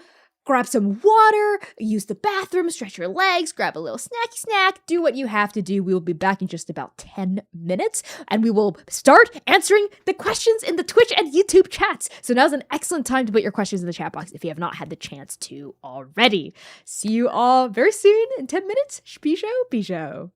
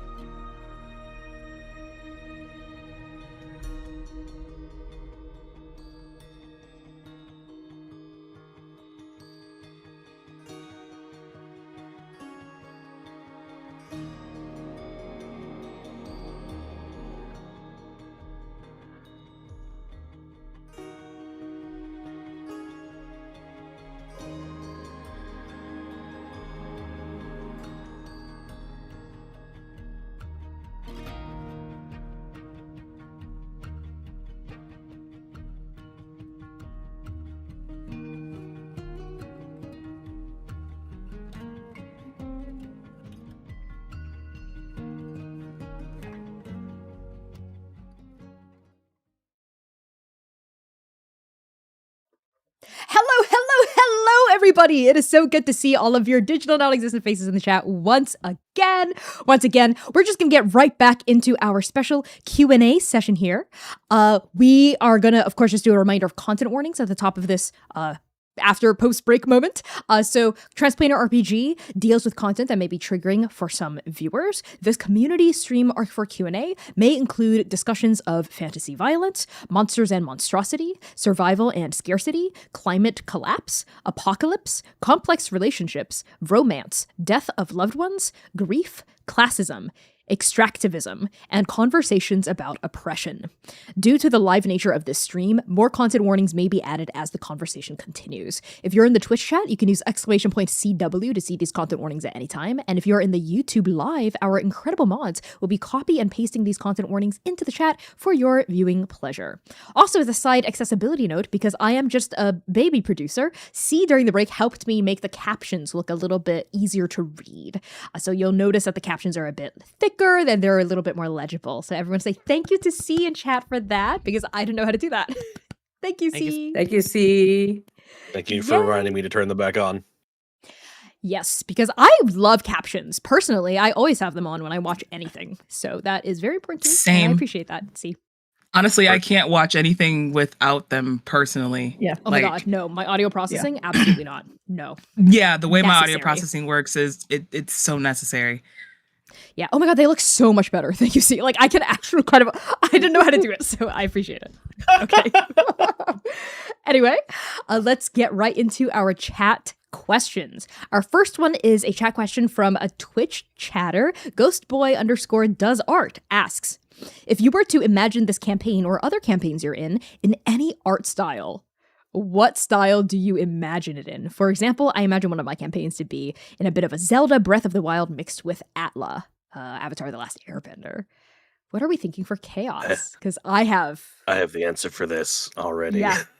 Go ahead, John. So specifically for Arc 4, there is a wonderful artist named Claire Arts who did the jacket and insert images for a tabletop game called Inevitable. And it is some of the best sort of like generally abstract post-apocalyptic Western vibes I have seen from an artist in a long time. That would be who? That person in particular, who I've followed for years. That one. Actually, Rio, along your train of thought, I actually do think that Chaos would have a different art style for each arc. I think that would be really cool and a great way to convey the plane hopping nature of things. I think the Wild Sea as our tone setting arc. Oh, and I think the style of in the Syndicate would look different too, versus like on a different plane of existence.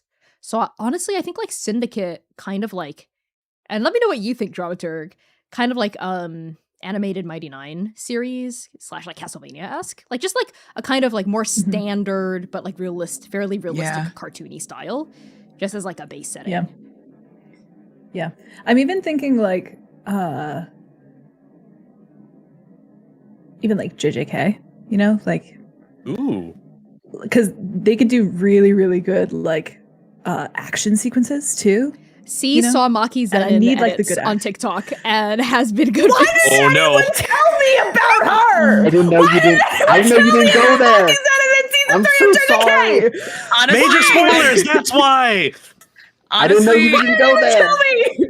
I didn't go there. Here. I don't go there. Why you no tell me nothing? This I is also don't why go I there. can't. This is why I have trust problems.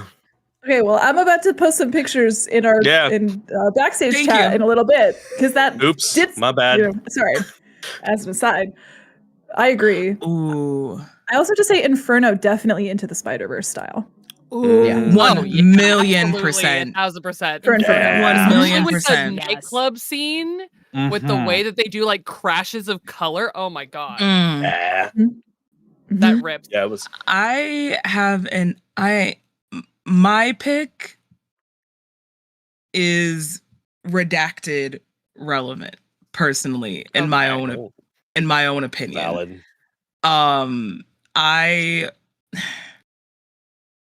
One of the very first comic books I ever read as a young little kid growing up was Black Panther #1. very first Black Panther comic book. And I good. really, really love the art that Jack Kirby and the team did in that one. It's a classic. And Yeah. yeah, and so redacted Black Panther #1. I see what you're putting down. Fine. I see what I'm picking up what you're Uh, putting down, Sam, and I agree.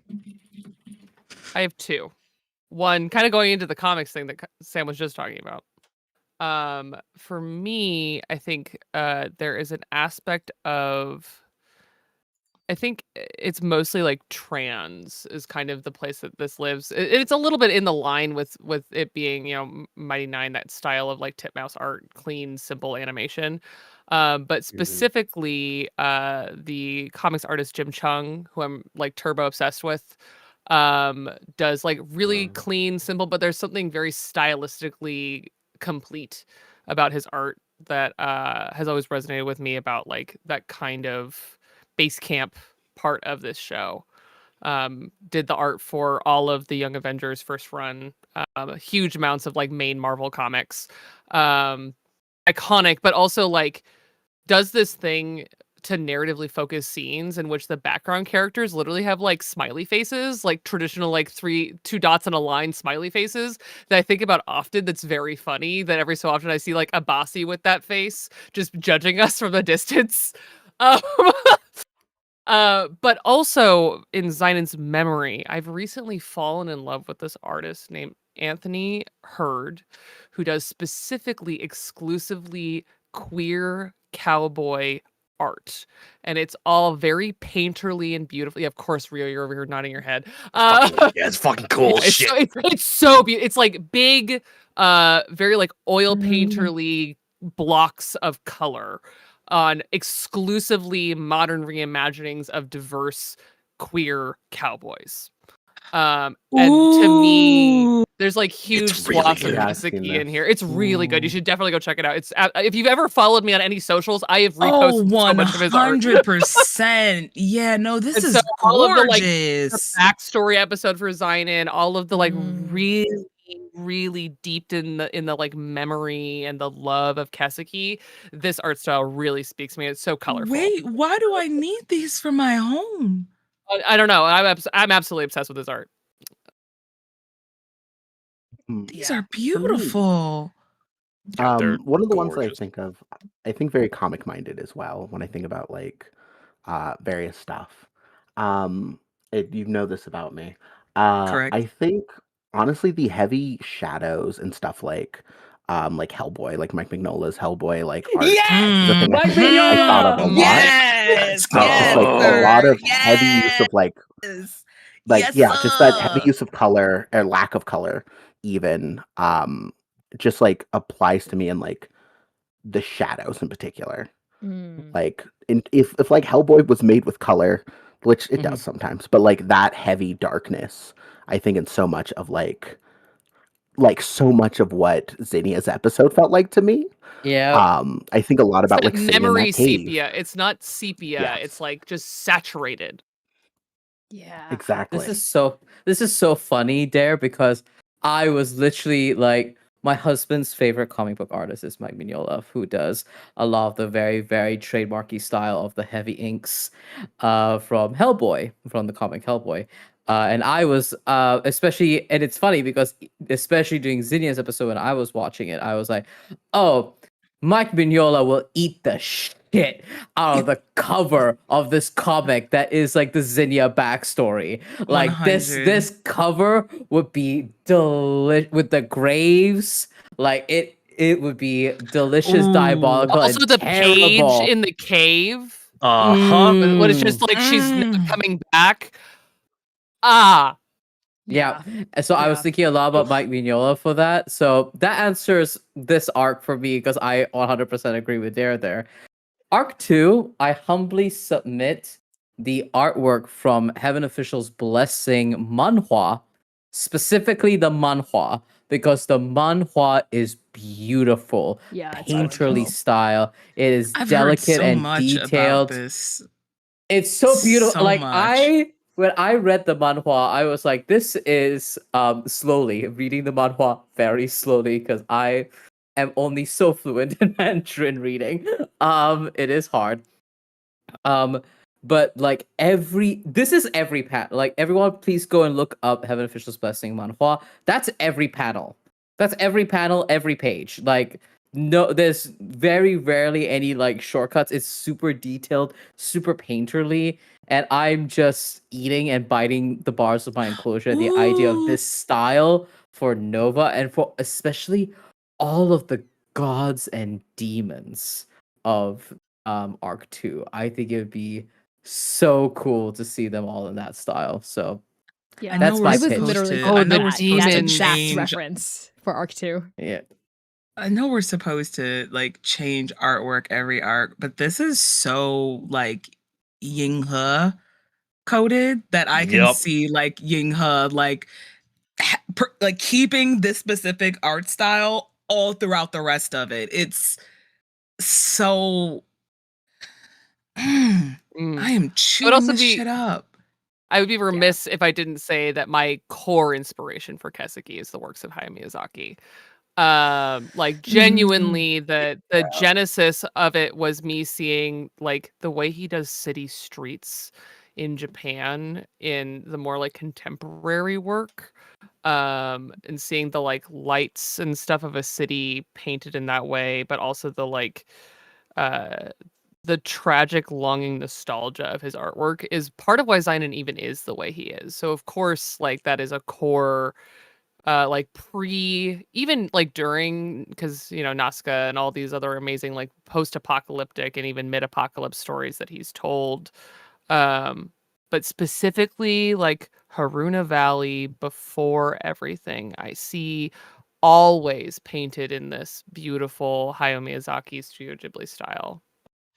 An actual Studio Ghibli Real Studio Ghibli. comparison. It's real Oh, Studio boy, here we go Ghibli. Mhm. Back in the fucking Connie, thank you building for- again. Thank you so much for being the one to say it here. I didn't want to be the one to bring it up because I would have been the messy bitch if I did it. So I'm so glad saying that it in you my did spirit. It's in my soul. Yep. I would have been Yeah. the messy bitch if I said it. So I'm glad. I'm glad somebody else took the L for it, not me. I will say that really quickly to kind of parse on that as well. If Keseki is like Miyazaki, for me, the bar at the end of the world is like Shinichiro Watanabe and like early 90s Cowboy Bebop. Yeah, that's sort of Bebop. Yes. Oh, 1,000%. Bebop. Yes. Oh my God, with the like the Bebop glass in on the the counter with the Oh. lights behind her. Oh Yeah. yes. I could Sci-fi just- 90s anime in general would like fuck Wolf's in Rain. that. It's Mhm. Wolf's Wolf's Rain, Rain. Ghost in the Shell. Not Wolf's the Wolf's Rain. Rain poll. Bash Oh my the Stampede. God. Oh my I love God, Wolf's yeah. Rain. I really Samurai don't go Wolf's Rain. here, so a lot of these references are pretty new to me. So I'm just like, oh wow, yeah. Oh, Sam, we gotta watch Wolf's Rain. We got you need Oh, emotional no. support for that. I Movie told night. y'all, You can watch. Movie I'm so night. down. I think it's- Like, please, culture yeah. me. Culture me. It's one of those. I 'Cause if stopped not, watching I'm gonna anime. continue to say my hero is my favorite, and that's not fun for anybody Listen, involved. everyone's allowed to buddy. enjoy the Oh. shonen. Oh, no. You're All allowed right, to show your Sam, come shonen. on. I'll give It's you your okay. shonen. That's fine. But Yeah. but like I think it explains a lot of me that when I did watch anime, I was watching like Gundam Wing. Yeah. Thank you. Yeah, okay. Mm. Yeah. Hi, hello. I'm normal Shonen is and fine. activated. Seinen. I know. All right, wait. Before every So you Gundam sit fan up. in the chat just goes "Bah!" for like 30 minutes. Okay. So the last thing I'll say before I move on from this question is I thought about it some more while we're talking, and I think the backgrounds of trans, specifically of the Syndicate, would be like Steven Universe style backgrounds. Ooh. Oh, I love that. Kind of Interesting. conceptual. Okay. You know, like kind of conceptual Yeah. and shape and color based, I think. That those are the Yeah. vibes of the Syndicate. It's like you can't ever fully nail it down, but that's just part of Yeah, like a the pink vibe. sky, but not a scary pink sky. Like Yeah. a cute, Like a beautiful nice pink one. sky. Yeah. Yes. Okay. Our next question is also from Twitch from Blistar Bean. It seems like NPCs from the Strike Team's past have started to pop up in the narrative. If you could pick an NPC, either one we've met or one that has only been mentioned in backstories, to come back into the story, who would you choose? That's a funny question considering none of the people. I'm sorry. You can Amen to say that. your Anything's character's possible. moms. Go on. Anything's possible. You can time travel. But at what You can cost? time travel. But At It'll be at fine. what cost, I cost? think. Irrelevant At what what cost? What are you talking indeed? about? What cost indeed? There's no cost. There's no But cost. at what cost, y'all. my friends? No, there's no cost. Oh, if there's no Diabolical. cost, I would bring. If there was no cost, I would bring back Redacted, and Lumira's mother. Sam Star. Or like, and when I say bring back, I mean maybe this isn't necessarily dead. Maybe this is just somebody that's coming back up to the forefront again. That's been, lost for some time. Who knows? However, that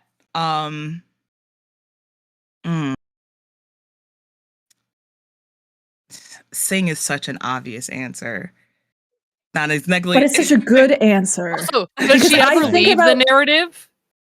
But I wonder. I know, I think miss about her her so much. design.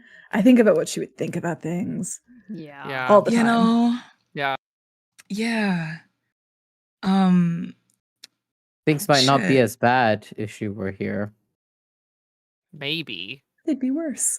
Might Yeah. is the word that is carrying this. That's but very I'm cute just saying. optimism of you, Val. Hey, So adorable. I'd at least have my actually. sister.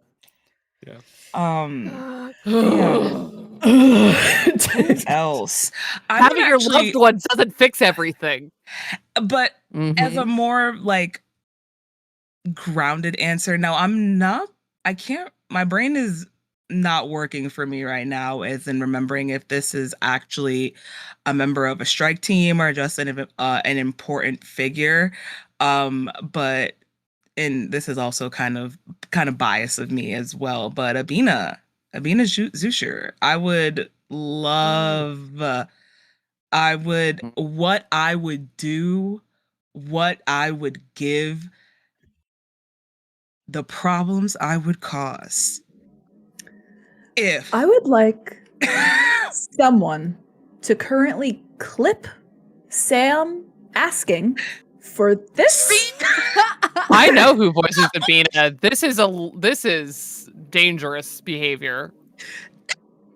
I love you, Drac, but please, if C asks, tell them no. Tell them no. Oh, good luck.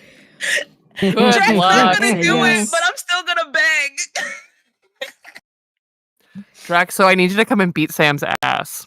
Drac's For me gonna as a do favor. it, Yes. but I'm still gonna ask. Drac, Yep, you yep, love for all of me. us. From one guest to another, Yeah. it's your turn again, motherfucker. I love you, Drac. We make such great music together. Let's think about this. You're asking Drax to do it somewhere else? Make such great music? Stop. Stop. And Hazel, I see you in the chat. Ain't nobody asked you to clip it after stream. Don't even clip it. That's so funny. What are you Oh, doing? Do not good. bind me to this. Oh, too late. You already We said will, it on we Twitch can, we TV. will. You said it out loud. Yeah, Like, I don't. It's been It's on the Things on internet. a live it's mic. been concretized. Out loud on know the what? internet. You know what? You're right. I'm gonna stand beside it. I said what the fuck I said. It's because there's no way out, Sam. So that you part might as too. well. Yeah. You might as I well might just pull it up say- to it because Yeah, I already go said it. So I'm backing out now. Also, like, That's the me chaos as a you strat. fan, I just need to see Abina and Lumira read a book together. Like, I just need, like, that's the perfect show for me. Oh, they'll do C's much more face than that. is scaring me. C's face is scaring me. When- I'm unkillable at this point. We're in our Please core, no. baby. Please no one understand that when I said it and I saw C sit in, like, there's certain, if you work with C, especially like in professional settings and in dramaturgy, when you say something and C immediately sits forward in their chair like this and looks at you, They you start know you have typing. just triggered something Yeah, you've done that it. is about to grow wildly out of your control. That has You're gonna only love ever it. been a positive You're gonna experience for love me. I don't it. know what you're talking about. The That's not true. equivalent of like C will remember this is C is typing. That Quite is literally. Yeah, that is yeah, the C is equivalent. typing. Forward and be like, Or and then you or just or hear click, click, looks click, at click, you, click, click, picks up the pen, click. and starts writing. Yes, that is Yeah. the Yeah. equivalent of C will remember this. I've said this many times, but there Oh will my be times in our dramaturgy meetings we'll see we'll be like, oh, what if da da da da da da da da da da da, and I'm like, I feel like the soldier meme, and the cast is a sleeping baby behind me. Trying to protect you all. Nah, See that- listen. See, you making Connie of all people be like, hey, chill. Okay, you guys have to Chill, bro. understand. You have to understand. In our home games, one-on-one games with C, they'll be like, "What if you did this to my character and this, and what if this happened and this?" And I went, "I don't know. I would cry. I don't know. I want to tell happy stories. I don't know." Nah, listen. Like, see, honey, we You're were just doomed. playing Monopoly. What do you Nah, get wrecked. No. All right. No, All right. Our okay. next question. This is an extremely My- funny no, wait, perspective. wait. Yo, Okay, go. Okay, so NPCs I'd like to see come make a reappearance in a more highlighted place. Besides the fact that all of the people Zion has ever been interested in. That list, that's a whole other thing. Arc 4, this is a hey, may you get what you wish for. Get kicked in the head. But I think outside of Zion's backstory characters and outside of like Naeem, I would love to see the Scions again. I think about them so often. I wonder how they're doing. Me as a fan and an enjoyer of our story, it isn't just because I love Austin Taylor beyond logic and reason. It is also because like I think about Amerjin and miss Suhyun Abasi. and Abasi I miss the often. prince. I love all of our guest players and guest NPCs, but man, like there's something about the three of them that I wonder what they would think of where we are now. Mm. Ooh, muy interesante. Yeah, that's a deep pull. I like that. I think about Xiao Cheng not unoften appearing again in the Chaos Protocol, and also Well, specifically they're like more related to powerful Last now, Hope. right?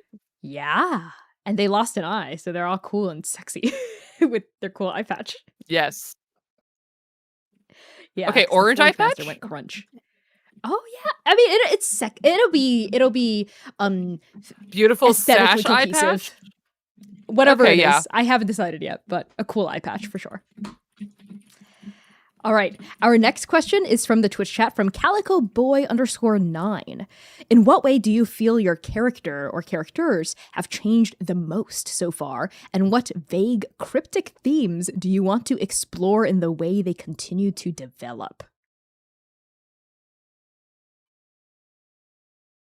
I'm beaming my eyes into Dare's cam right now as an aside. It's like a tractor beam pulling her into the spotlight. I mean, I don't want to be like wait and see, but obviously, yeah, Zinnia's in an interesting headspace and has been for many years. Because losing that many close people in such a short time, especially Sochi and Juniper were within a week, I believe. Like that closes you off to a lot of things and a lot of experiences, and I'm excited to see if Nova can help. I like genuinely, I really hope having Nova might be able to help open them up a little. Praying for it. I don't know how well they'll do because I've seen how y'all interact with each other. Okay, maybe Yinghe. Maybe. That's a strong maybe. I don't know. She's learning repression from you all. Rough. Like Zinnia doesn't even bond in grief well. Like I will see your grief and acknowledge it, but that's it. So I'm so excited to see where we go from there. You have so many beautiful interlayered internal themes that you're working with this arc, and it's so hard not to like talk about the all of the the comparisons that we did in our dramaturgy and like what superhero we're talking about this time, right? And like it's very delightful and delicious. A non-spoiler thing regarding superhero touchstones for Dare's characters in particular, I will say, is Gentle was very much an exploration of Superman, and Zinnia is very much an exploration of not Superman. Okay, Connie. What? I can't kick you out of the call. You're the producer. That's The right. joke's on You you have no because power I can here. do goddamn anything if I put my mind to it. God. No spoilers. But this Telepathically thing was that thing, and this Oh, thing can I is say? something else. Am I allowed to say it? Yeah, go ahead. I mean, sure, Connie yeah. basically did. You I can don't go I don't ahead. know. Yeah. There are so many you heroes that know, are not Superman. Yeah, no, a big thing for me was like I went with the cape and the cowl. Like I like ways, right? Superman, big hope. Like through like helping and lifting up others. Batman, I see as like someone who is also very hopeful, but through like the worst self-care and like gritted teeth you've ever seen. He is someone who deeply loves his city and the people around him. However, all of it is rooted in like this need to self-sacrifice and like not let people in, like especially at certain points in his like in Batman's eras. I can't go into that, but like Zinnia needs a Robin is what I'm saying. Give Zinnia a little guide to help level her out. Yeah, 'cause Not with- she lost not like, her other please, this Robin. Zinnia child you needs a adopt. Robin? No, Good What? luck. Give her a little Good guide. you do not Are need you to be sure? adopting orphans. Are you What sure? are we doing? Are we talking? Are we sure? Are we 100%? Which I don't know where to Robin? find those. That man Are Which is you a sure I bad can't Sharon, help? parent. the That's real the last question- straw. The real question, which Robin are you looking for? Yeah, that in was my particular? question. Which one? Because Which one? that answers Mm. everything. I'm fresh out of Dick Grayson's. You're gonna have to do different. Oh my god. I do have got a red hood ready for you. If you No, say seek Damien, I If swear you to say Damien, God. I swear to God. I know. In my heart of hearts, Dick Grayson is my favorite Robin. It explains a lot about what's wrong with me. Which is why I Um, took him away from you. Yes. Thank I you. think Tim or Stephanie would be a little bit more I helpful. was gonna say you're gonna say Stephanie, Okay. aren't you? You're Okay. evil. You're Stephanie would be evil. pretty helpful. Jason is not. Jason is helpful in one very particular way. Work Jason will and get done Damien if can be Jason Todd over is around. there. Yikes. This We'll get question done if just Jason became Todd is cursed around. with that one answer. Yeah. I have a Alright. fun tease. It's only half an answer, but you should look at the title of Zaiden's most recent special. An episode in which he changed so drastically in the span of a single stream. But that title is purposeful. Mm-hmm. Mm-hmm. I'm afraid to speak. I'm afraid Speak, to Val. speak. Speak. I'm Tell I'm us. afraid to Be speak. cryptic. I'm genuinely honest. I'm afraid to speak. Be cryptic. Uh, Speak. Fight through your fear. Oh, right. Because, yeah. Yeah. Okay. Yeah, okay. Well, I had my dramaturgy Uh, for next week's episode on yesterday, with Val. So I'm afraid to And speak. I No, go did ahead. read the notes. I trust in you. And I trust in you, Val. Yeah. I trust in you. I think what ways you feel your characters have changed is a interesting question in of itself, because I think Sayer is in a very interesting spot where he has pivoted, I think, his approaches to things and is beginning to ask certain questions. But the thing that I said to see at the start, and basically everyone, this is in our like general like session 0 with the whole team here.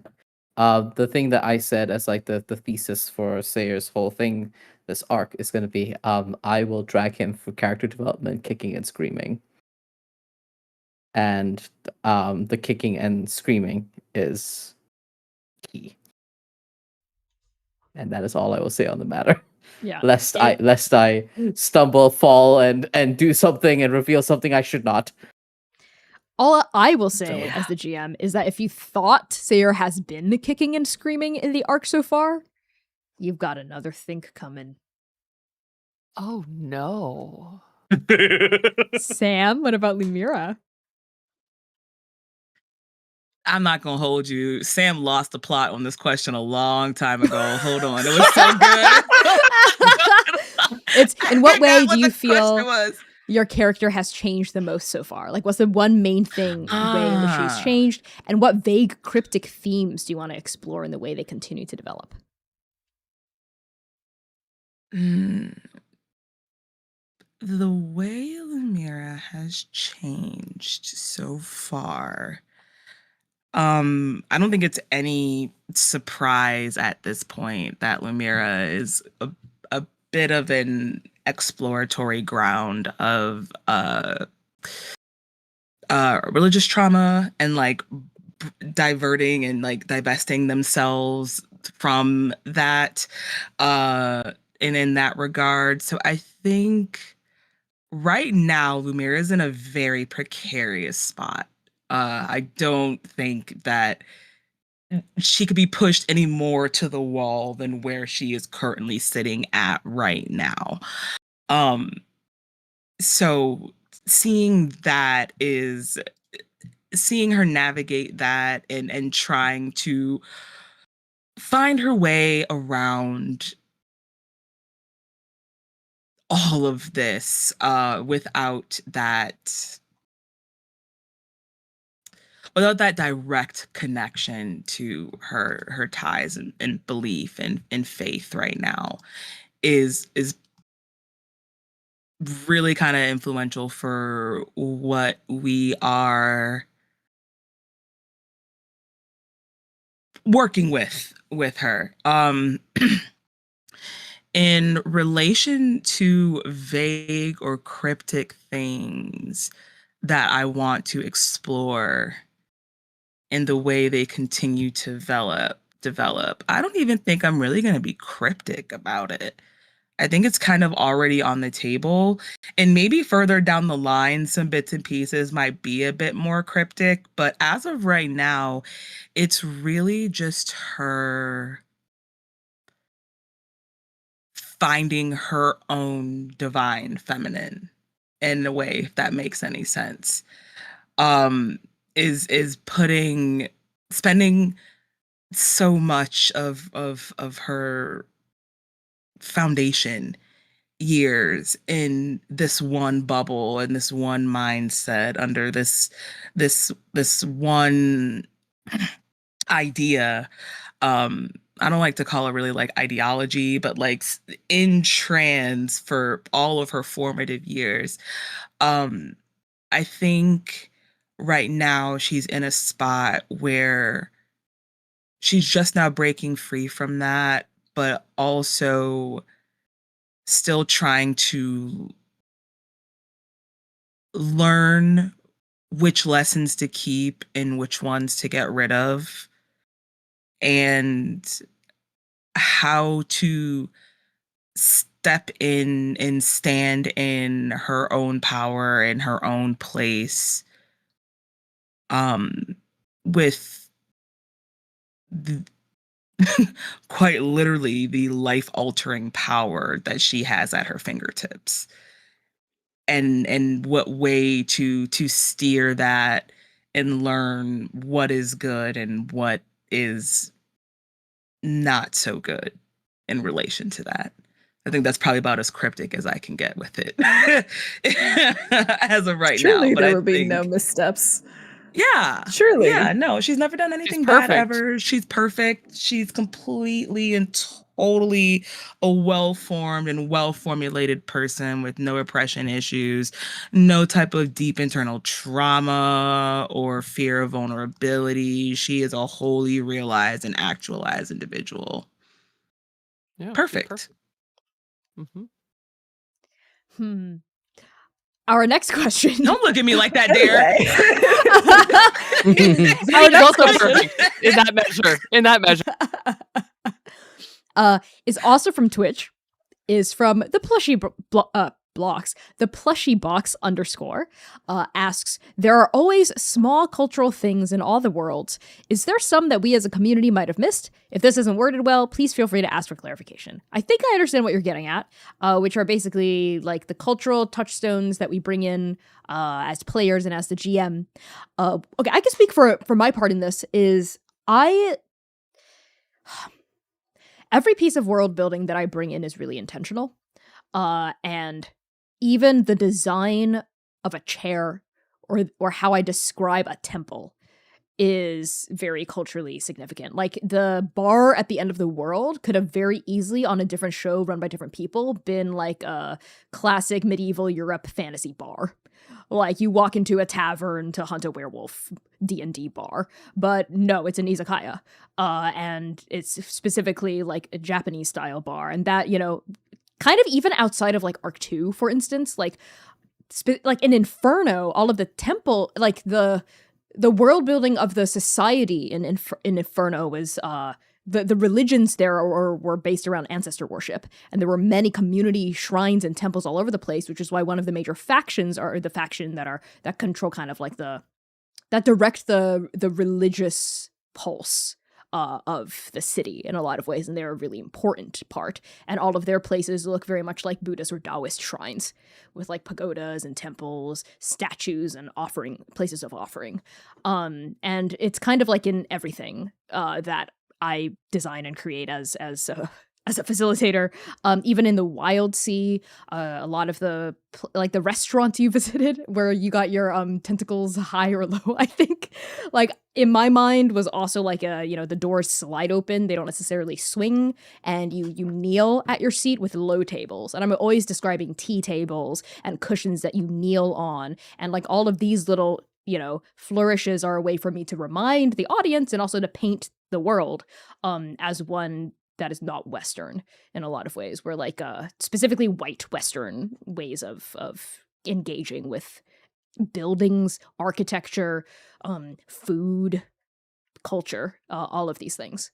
So if you think this is also part of like the ask that we have for the audience is like to release your assumptions about what a place looks like or what it feels like, and kind of just like take the work on its own terms, what we're telling you. For instance, like the train, the like that cuts through the center of Inferno is based off of like high-speed rail that we see in not the US, because the US doesn't have high-speed rail, that we see in other parts of the world, like China, right?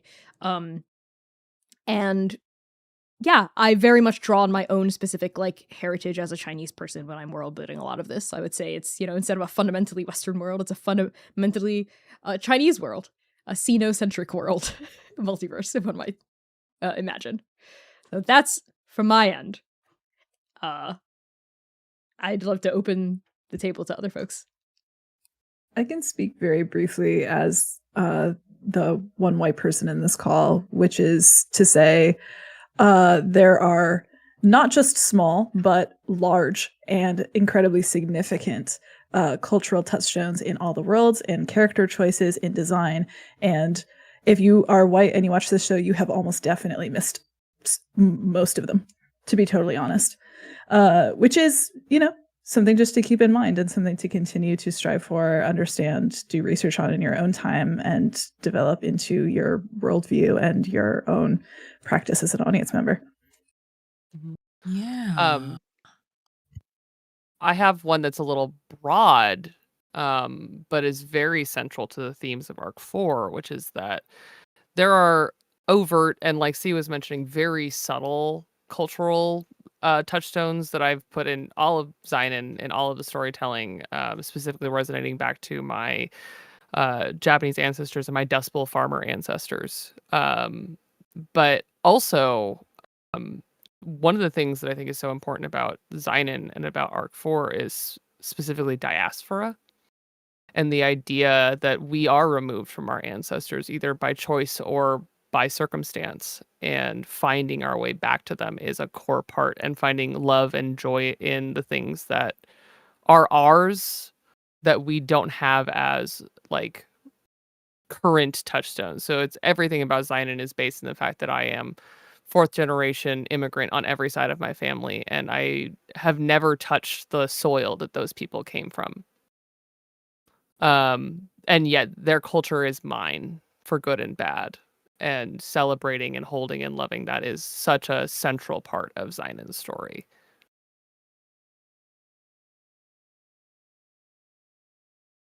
I think for Sayer, I think I've talked about quite a few of the cultural touchstones in previous Q&As. But to like reiterate, like these things, there's like a lot of stuff that I'm sure all of us have done in small things and in big things that we do in the show that can get missed. I think in Sayer's part,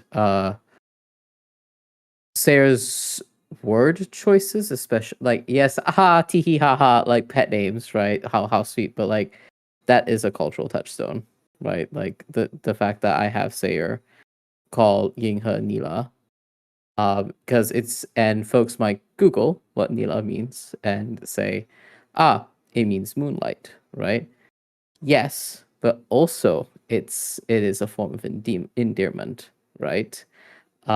Just like cuddle would be like you could translate that to darling. John, you can translate it to life or darling, but there's a poeticism there, and I think there's also even in the patron accessible journal entries for a lot of our characters, there are plenty of cultural touchstones there and plenty of references and little things that we all as cast members like put in there.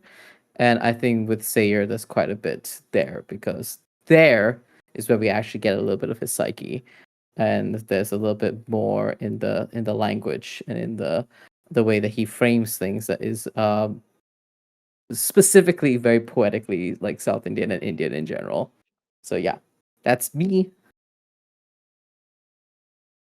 I think as a guest player, I will say I think the important thing that I think is really to kind of piggyback on what C was saying is that I think from what I have seen and what I've experienced of it, the choice of cultural like touchstones is so intentional and inclusive and all pervasive that it is in that space that, like, for example, for Dom, making specific choices to culturally remove markers from him as a character became possible, right? So he dressed like, again, he doesn't have the markings for specific reasons related to that. He dresses in more like traditional Western style like formal clothing.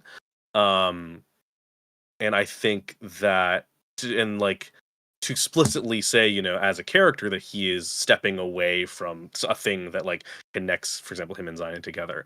And so I think really the important thing for me as someone who's coming in to look at this is that to treat every choice as intentional and to treat every choice as something that means something, to find a meaning from those places, that you can find that meaning in the absence of what doesn't look like a choice, right? I think that was kind of the sort of big thing for my process for working on this as someone who's like working on it. And then like, yeah, Dom's eating spam salog in izakaya at the bar at the end of the world, but there's a piece of that where if you know anything about the history of the Philippines, because I'm Filipino, you know why spam was so prevalent in the Philippines, and it's because the U.S. Army left it there. It's massive amounts, and so people got to eat things that are essentially left behind by someone else that is unwanted. And I felt that was a really good touchstone for Dom to just be like, to find comfort in eating something that is something that anybody could just find lying around, but it's so minimal common denominator that when he goes to a bar to eat something, and this is a man who used to cook, he gets something that is so immediately easy to prepare, but it is so common and pervasive, right? So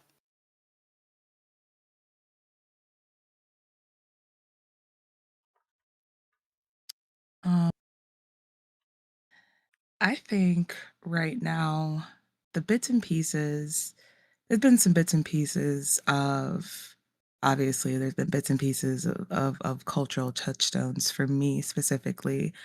In relation to Lumira, I'm thinking more of like the funeral spoilers for Arc 2 of the Chaos Protocol. But when we were in City of Heaven and we at that towards the end of the arc, we were finally kind of able as Nova to have our own like funeral for saying. A lot of what I pulled on from that was in relation to funerary practices, most specifically in New Orleans, amongst the Black community. With they have second lines, very mournful as they march to the grave, very, very solemn, very retrospective. But on the way back, it's very lively, it's very bright.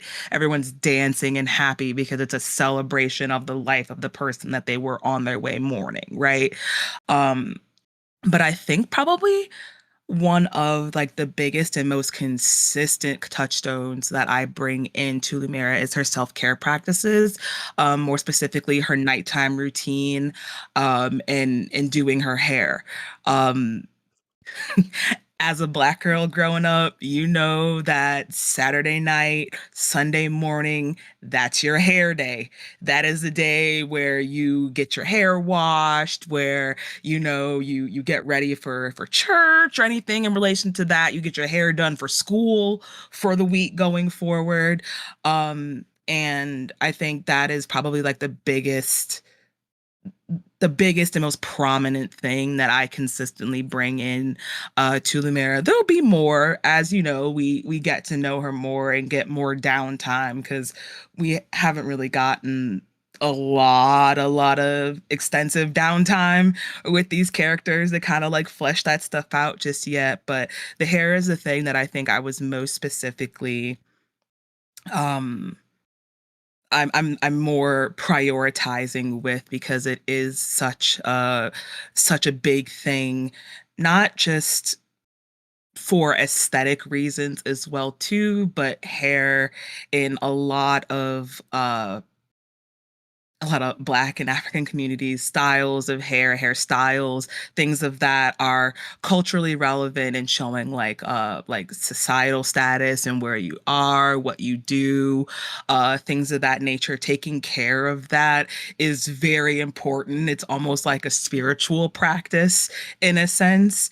Like there's a lot of superstitions in the Black community, especially more specifically the Southern Black community, about hair and how you just don't leave your hair around because it can leave people to call, like put ruse and stuff like that on your family. Like, so you're supposed to burn it, and it's a lot of things that are tied into that. And I think the one I always keep thinking about is, in spoilers for Arc 3, when Lumira and Ying He were roommates and Lumira is braiding Ying He's hair. That is very community centered. Like, I can't begin to tell you how many neighbors and things like that I've had growing up, family members that I've sat in between their legs on a porch or in their living room and had my hair braided growing up. That in that specifically, but also there's like, I think too, like a beautiful, like deeper meaning in relation to that as well. Because during the obviously content warning for racism, during the transatlantic slave trade, the way a lot of vegetables that we know here and we eat, especially more specifically in the South, like okra and things like rice, stuff like that, was brought over here through the transatlantic slave trade by braiding those seeds into the hair of the slaves that were being brought over, as a way of feeding them once they got to this new place, because they didn't know if they would even be able to have access to the food that they have. So hair braiding is very, very, very important in that regard, but also not sometimes, but also hair braiding even went as far as showing maps to freedom. Like, people would braid maps to freedom from in each other's hair, so that they would know what constellations to look at, what directions to be in. Like, all of those things are tied in hair braiding and hair in the Black community. So I think that is like one of the biggest and major things that I consistently push towards not towards push into Lumira as like a cultural touchstone, because I do think that those things are really important and also kind of forgotten about. And again, more things, more practices that are lost with time, more significance that is lost with time. So I think it's extremely important for her to still hold true to those traditions and to keep them going forward, even if it's only subconsciously that that's the reason why she's doing it and she doesn't realize it on the forefront. Yeah, I think a lot about hair as well, Mhm. especially the once again the meaning and absence. One of the first things Zinnia lost was her hair. Like one of the first things she got rid of in order to like not worry about it getting stuck or just like providing any additional risk or notice was getting rid of her hair. And like it was something that was done in very like distinctly like big puffs and star patterns. Very much big puffs are how my little sisters did their hair. I did not have such a luxury growing up. But like very much that like was a just a love letter to like blackness in the way that like my family like always dealt with my sister's hair growing up. And like I think a lot about what Zinnia's hair used to look like because that was just one regular style of hers. She messed around and played around with her hair a lot. I think very explicitly. Cherry, who was also modeled after like a black woman, like modeled after like Garnet in particular from like Steven Universe, who is a black woman. We're not doing that argument. Like probably helped her with her hair a lot. And like all of that being like a thing I very much leaned into with getting rid of that. And also I think kind of returning to like a still finding pride in like the lack of it in like a very like masculine stud way. Like her getting tattoos on the side of her head and like leaning into like black alternative and black stud like looks and aesthetics were things that I very much like led into because look at me, of course I care about that sort of thing. So yeah, I think like it goes to how every single person had a very nuanced and beautiful answer here that we put so much into this. And I'm saying this as like someone who is a guest who's done one episode so far. Same. That's beautiful, everyone. Ah, I love you all so It's in much, and I love everything. our story. Sorry, the thing I was talking about is that I think the answer is such a resounding yes because intrinsically transplanter stories are not white centric stories. So of course everything has cultural it's even the framing of thinking of like cultural touchstones versus that's just how the story is because that's the story, right? These are the people telling the story. These are the characters in the story. Of course, these touchstones exist because that's the entire foundation of the story. It's just another is all the way down into the soil. Yes, It's not a tree planted into something. It just is the world, the soil, the air. Yes, I completely agree with you. I think there's something in, and I'm sure this is like not the intention of the asker at all, but there is something in like the framing of the question that almost like suggests that cultural things are things that we kind of just sprinkle in onto like an otherwise like tabula rasa. Whereas I think the assumption of a tabula rasa is that whiteness and westernness and Americanness and Europeanness is the norm, and anything outside of that is a deviation from it, or like a sprinkle of spice onto it, where like our world building has always been like, no, that's not the norm at all. This is the norm. What everyone just said right here, right now, is the norm. In fact, whiteness would be the deviation and would be really odd and strange in this world because it doesn't exist, because you can't have whiteness without colonialism. Like, you really can't, like, the two are so like, the invention of race and the propagation of colonialism like kind of go hand in hand in a lot of ways. Race as we understand it nowadays anyway. So yeah, I think Everybody remembers Yeah, Adam for very one specific reason. Yeah. Yes. He was like the Yes. only white man. Local white man is weird for being local white man. Yeah. And what's funny about Yeah. Adam is I think he would be like a Democrat in our world. Jesus. Terrifying. I think he Funny. would. Come on. Wild to Yeah, hear he's a on Saturday liberal. evening. Wild to hear on a Saturday evening. He's a vote. This man. Let me shut my mouth. Sorry, let me shut my mouth. He's a vote blue no matter who he Bro, is. Adam is real. Nah, I'm gonna boo that Voted boy for no Jill matter what. Stein a few times. That coexist sticker on the back of his car would go crazy. I hate him so bad. No. I did like my this. time. I did my time. Sorry, the last thing I want to say about this, because it is really important what you're bringing up. It's really important to me that Artemis is Greek, as an aside.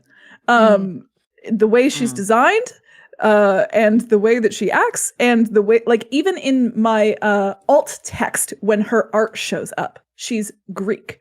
Because again, whiteness is not a variable thing we can talk about. We can talk about skin tone, right? But we can't talk about whiteness as a pervasive cultural practice in this world. She's not white, she's Greek.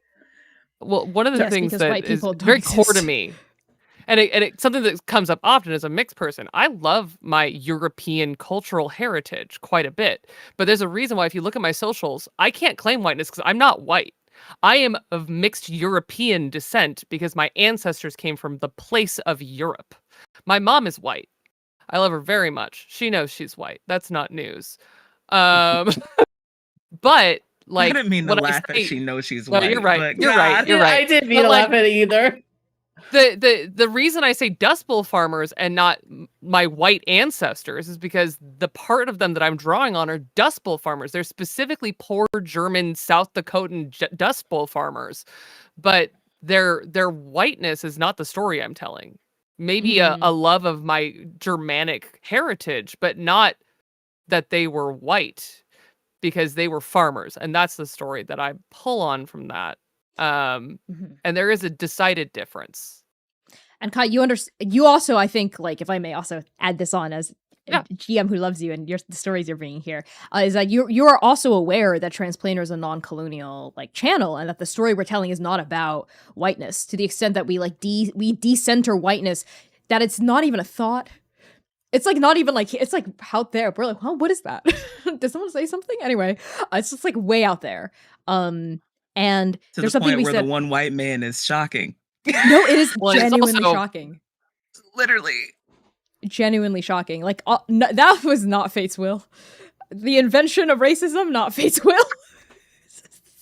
I'm gonna say that it was It's not. like the joke, but not It's the a joke, joke but that we also- sometimes, because like the canon of Earth and the Transplanar verse is and isn't really a thing, right? Like it is, but also it isn't, because it's a joke that we're telling because we're us and we live Yeah. on Earth. But also, like, diegetically, if we were to really think about it, that would be a kind of like Keseki situation where Fate was like, okay, I've made this thing. Turns around and goes, where are the dinosaurs? Why is there racism? Like, I didn't fucking do that. Yeah. Kind of like, Yes. that's the like canon, not canon, our understanding of Earth. Earth and In the in Damn, Transplanar that really verse. puts it into that really kind of puts it into perspective, really, if you think about it. Well, not necessarily, but now my mind is doing all types of leaps and bounds in relation to like the gift from magic of free will and what is done with that, and how that unfortunately can manifest in some not so great ways. So yeah, no, it's not Fate's will, because it never was necessarily Fate's will, but however, the gift of free will to those things that Fate created by magic. Woo. Ooh. Wee. Stairs in Arc 4, stairs in Arc 4, stairs in Arc 4. Stairs in Arc 4. Yep. Hmm. All right. Okay. I think that's a great way to segue into our different question, also from a Twitch This should viewer. probably be the last, Yeah, this would be our Probably our last last one. question? Yeah, our last question. Yeah. Oh my God, there's so many left. Oh my God, which one do we pick? There's so many good ones. there's at so many that too. good Like, ones. yikes. Should we do like a nice punchy one? Because I feel like we kind of dove. We deep delved already. Oh my gosh, let's see. I kind of really like the next one that was listed up on This the one? list, but like, the one This one. right up before it. Yeah, maybe possibly, but I haven't also gotten a chance to read through the other ones, so. I also Let me see. really like the one that's highlighted right now. Oh, that one's cute. This one's cute too. So sorry, chat. We're literally just reading through all of the questions that have been dumped. I have an answer for both of the ones you've highlighted because I've been thinking about them since I saw them in the chat. Okay, Let's do both of them. let's do both of them, and then we'll wrap up stream. Okay, cool. So our second to last question is from Twitch, from Gale, Northern Gale, 2007. Is if each of your characters could have one thing right now, what would they want? Like the internal dramaturgy of what they're trying to do, other than survive the next day. As since leaving the syndicate, their goals would have changed a lot. And of course, this extends to our guest characters as well. Oh my god. I ain't gonna fight. Fun question. Did you for some of us. did you take my immediate first gut instinct answer, Val? Is that what was said? He's Thank my you so sister. much. Sing. Thank you so much. Sing. So now I actually can put some thought into this answer because that was also my first immediate gut instinct. Okay, This is and it's not why sing. Val Aside from and me are sing. on the same page. How visceral, how violent is it for that answer to for Sayir and Lumira both be sing? Let's unpack. Let's take a moment to unpack. We do not have time to unpack that. That is a messy ass. See, we're trying to wrap up. That's stream. the instigating. Put it back in. Hold on. Let's pack it up. Let's not unpack it. We need to wrap up. That's so much damn Put your shit in instigating. a Instead of in one bag. unpack it, question. let's wrap up. Wow. I'm just saying, if you both answer the same, I find that fascinating. Personally, fascinating. See, get help. Get help. Oh, Okay, C needs to regarding get help. Okay. Chaos Yes. EP and Lumi Singh and Lumira X Sayer and the weird like dynamics that would have happened had Singh lived between her and Lumira and also Sayer and Lumira and how that would have affected the twins' relationship to each other. And in regards to the Chaos EP, I have a song. So okay, spoiler for the Chaos EP is I'm writing the Chaos EP, I'm finalizing it. I'm in that horrible final stage where I like want everything to be perfect, so I don't actually put it out. There is a song that is named after each of the surviving members of Chaos. Not of Chaos, of Striking Nova. And each one is written from Singh's perspective, addressed to that character. And I'm thinking of the song I wrote called Sayir. And Lumira comes up in it. Get him. That's all I'm going to say, and I'm so excited to share this song with all of you. Ow. I just need you to know. I need you to know that I am practicing in my vocal lessons so hard every single day, so I can be good enough for the Chaos EP. I need you to know. You're already. I don't give a fuck. I'm sure your voice sounds amazing. I need you on some harmonies. I need all of you on to harmonize on your tracks. I need that. Honey, I don't sing anymore. It's been a long I'm sorry. time. I heard anymore. I heard anymore. That's what I heard. Yeah. That's what That I heard. means I heard you anymore. Anymore. Yeah. Sing Not again. anymore. Yeah, but because it's terrible now. I don't High believe school you. was such a long time ago. I don't believe you. So That shit never leaves, good. fam. That shit never leaves. It never yes, leaves. it does. When And life also, lives. I don't care. I just want your voices. That's what will make the songs special and perfect. That's what I need. There you Anyway. go. Okay. I'm a little off track, but No. it's No. sing for You Sayer killed and us. That's Lumira. fine. Yep. What was the gut? I think about that a lot too. What was the knee-jerk think about reaction that a from lot. Zynon? Was it Sigma? Was it like Doxa? No. Okay, here we go. Oh, boy. Redacted. Zynon knows what he wants immediately, and he will be acting on it very soon. So you all should watch what happens. Like, Buddy, I Oh, swear yes, to fucking okay. cry. Okay, I understand. Yeah, it is. It Val, is me plot and you spoiler. are right there on the same side like this at Kai. Like you're fucking kidding We me, are motherfucker. lucky. We are lucky that this isn't a in studio live stream. The safety of the cast members would be jeopardized every single week. I'm if we taller were than in almost everybody in this studio. call. I will The win. amount I of will. I just want to let Not y'all know almost the everybody. amount of times y'all You're would getting have knocked out with my seen cast. a live ass whooping This on is like a camera. bludgeon. Just like a live jumping of Oh all my of us gosh. just all just elbowing. I will say, as a tease, some people have noticed what that direction is. I will not explain further. Hmm. Hmm. Mm. Mhm. Mm. You have been hinting at it in character and how you describe Zion's reactions to certain things. Quite literally to certain and certain things, yeah. people and Yep, certain things yep, that are yep, said and yep, certain yep, information that is yep. revealed. And that's being shared. Uh-huh. Yeah, you're Yep. sick. Yep. Yeah. Cool. Go to Cool. hell. No doubt. God. No doubt.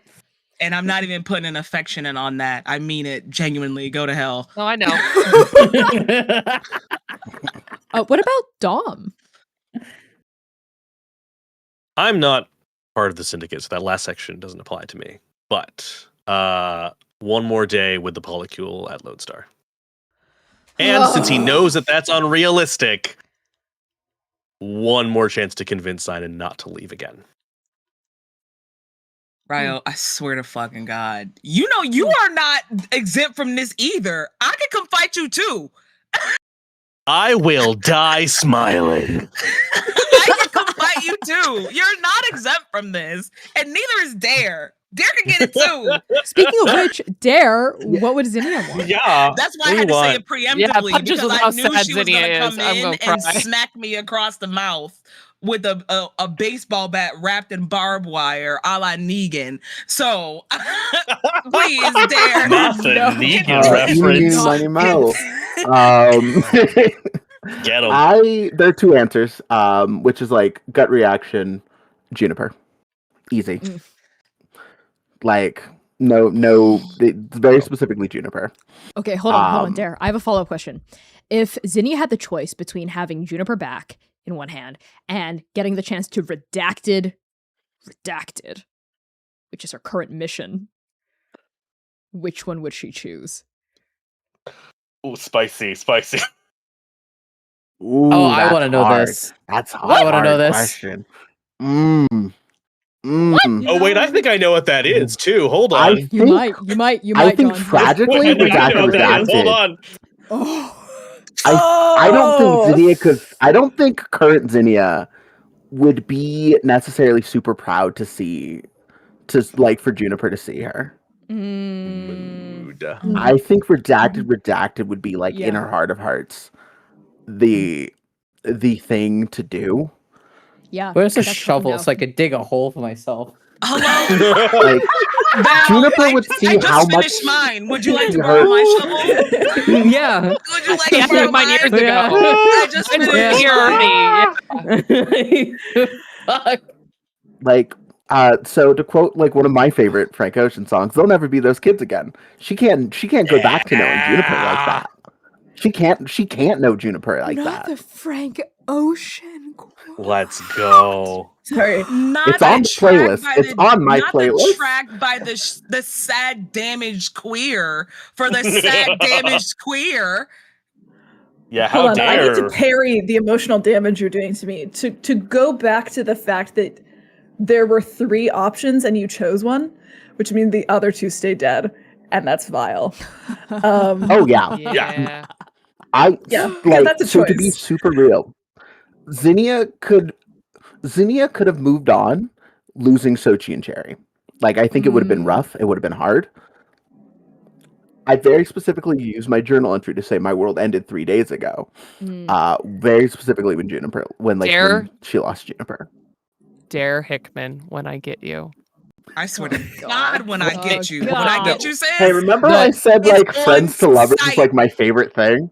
Yes. No. Remember I said Dare last never week got how to much I happen. love It's friends to lovers? What about like Oh friends my to God. haters? Like You Friends to better haters. You know what? and pray to the powers that be that the next time I see you in person, you get met with a hug immediately and not an elbow to the face, because that's how I'm feeling right now.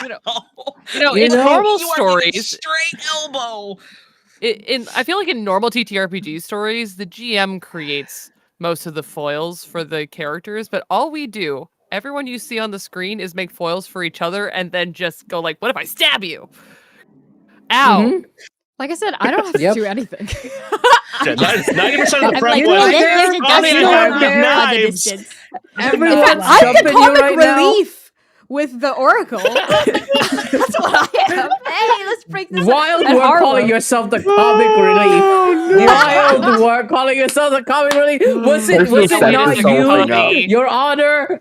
Was it not you, Your Honor, who made a whole section about the mud skipper and how the song was the song with its like family and siblings? Well, of And course how the it's song comic died. Oblivion's like, hey, I'm killing here. You know? Nope, I'm gonna fight you, Connie. But I will say, I will say to Dare, I'm hey, annihilating Dare here. Valid. Hey. I have an answer for Artemis, and I think Oh my everyone's God, gonna yes, get mad yes, at me about yes, it. no.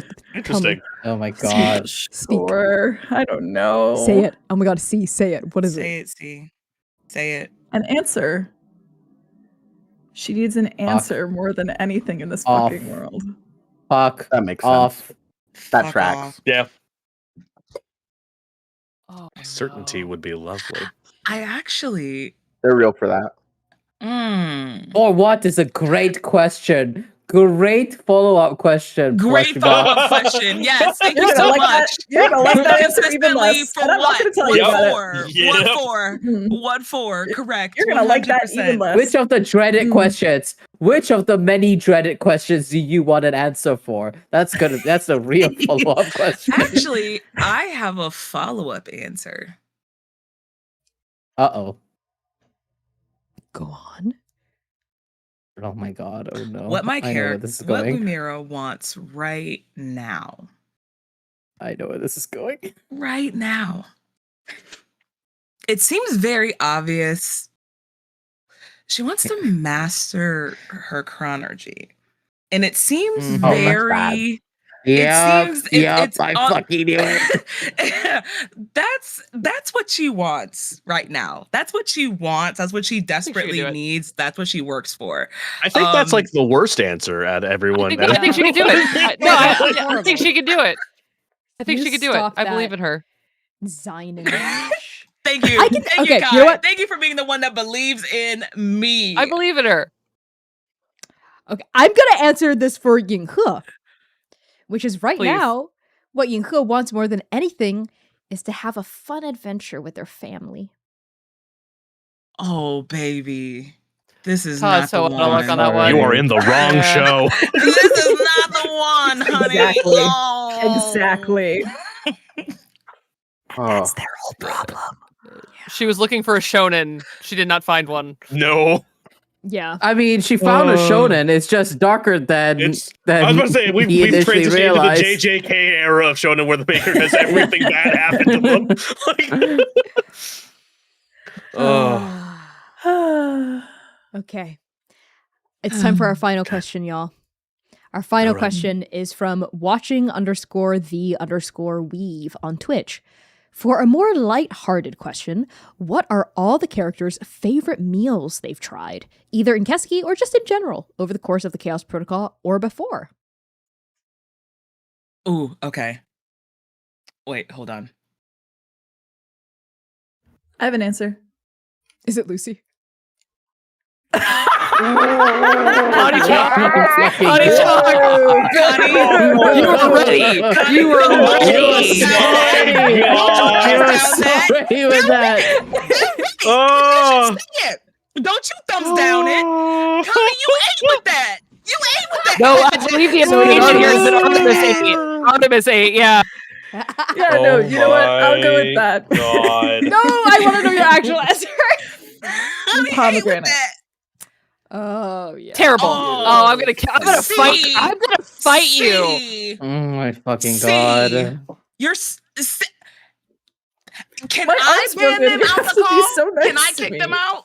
Can I kick them out? I Can have I? a metal plate in my arm Okay. now. You know what? See, you're Okay. right. Oh, you're Okay. such a little guy now. Oh my Okay. god. You said you needed a little guy. See, can't So do it. little. Look at me. I'm C. Thomas sitting back behind my monster evil chair going, but my arm, it just hurts so much. How can you ever think Pomegranate. I can't so even type any mean? evil stuff in I'm the chat not the anymore. producer no Yeah. more. My God. You're still typing evil shit. It just takes you longer. Christ. This is true. I can confirm What a watch time all delay. RPG meeting. Yeah, it does. Oh my god. Give me instead just my slow typing like this. no! Oh, What a difference no. between. And Yep. We have to quiver in Honestly, anticipation. I'm not for gonna longer. lie. That's pretty accurate. Uh. I sent C a very vile message earlier this week and didn't get a reply back until much later. And typically, when I send something as vile as I sent, C is immediately like, Hello. Mhm. Yeah, they but just it need to was take like the longer next for day when C list. responded, and I was like, you know what? I'm gonna give it to him. That I have to use a lot of tracks. voice to text now because it's just so yeah. hard. Mhm. That's rough. Aw, Yeah. That's rough. But who's got another one? Favorite meal? Uh, This I is gonna be think. vile. Oh, go, go ahead. go. Nope. You go. Okay, you know what? Because mine actually no, you go first because if yours is gonna be heartbreaking, mine's a bit more lighthearted, and people can use that palate cleanser. So you go. Well, mine's a two-parter. Mine's a two-parter. Hey, John, what's Dom's? Aegis Fuck beans. off. Fuck off. Both of you. Both of you go You know- to hell. You know, we're really disappointing watching _the_ weave right now. You know, I think we really are. We're It did really explicitly say disappointing. lighthearted, didn't it? Yeah. Yeah. Mhm. I'm so tired of being here already. We ain't even get started for real. Mm. Listen, Zion's favorite food is home cooked. That's what I will say. Capital H home cooked. Yeah.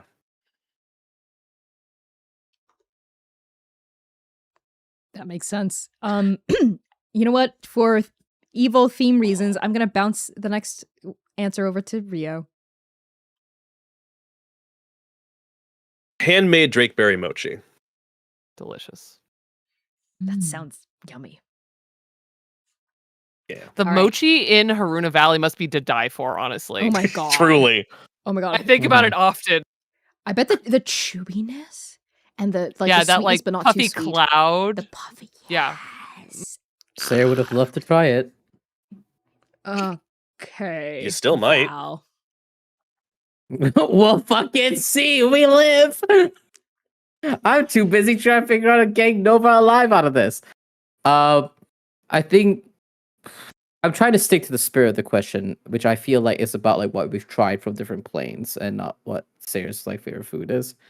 And I think it would be, I mean, the food that Lumira ordered for him at the izakaya was pretty dang good, especially after a whole arc of being a vampire. That was pretty dang good.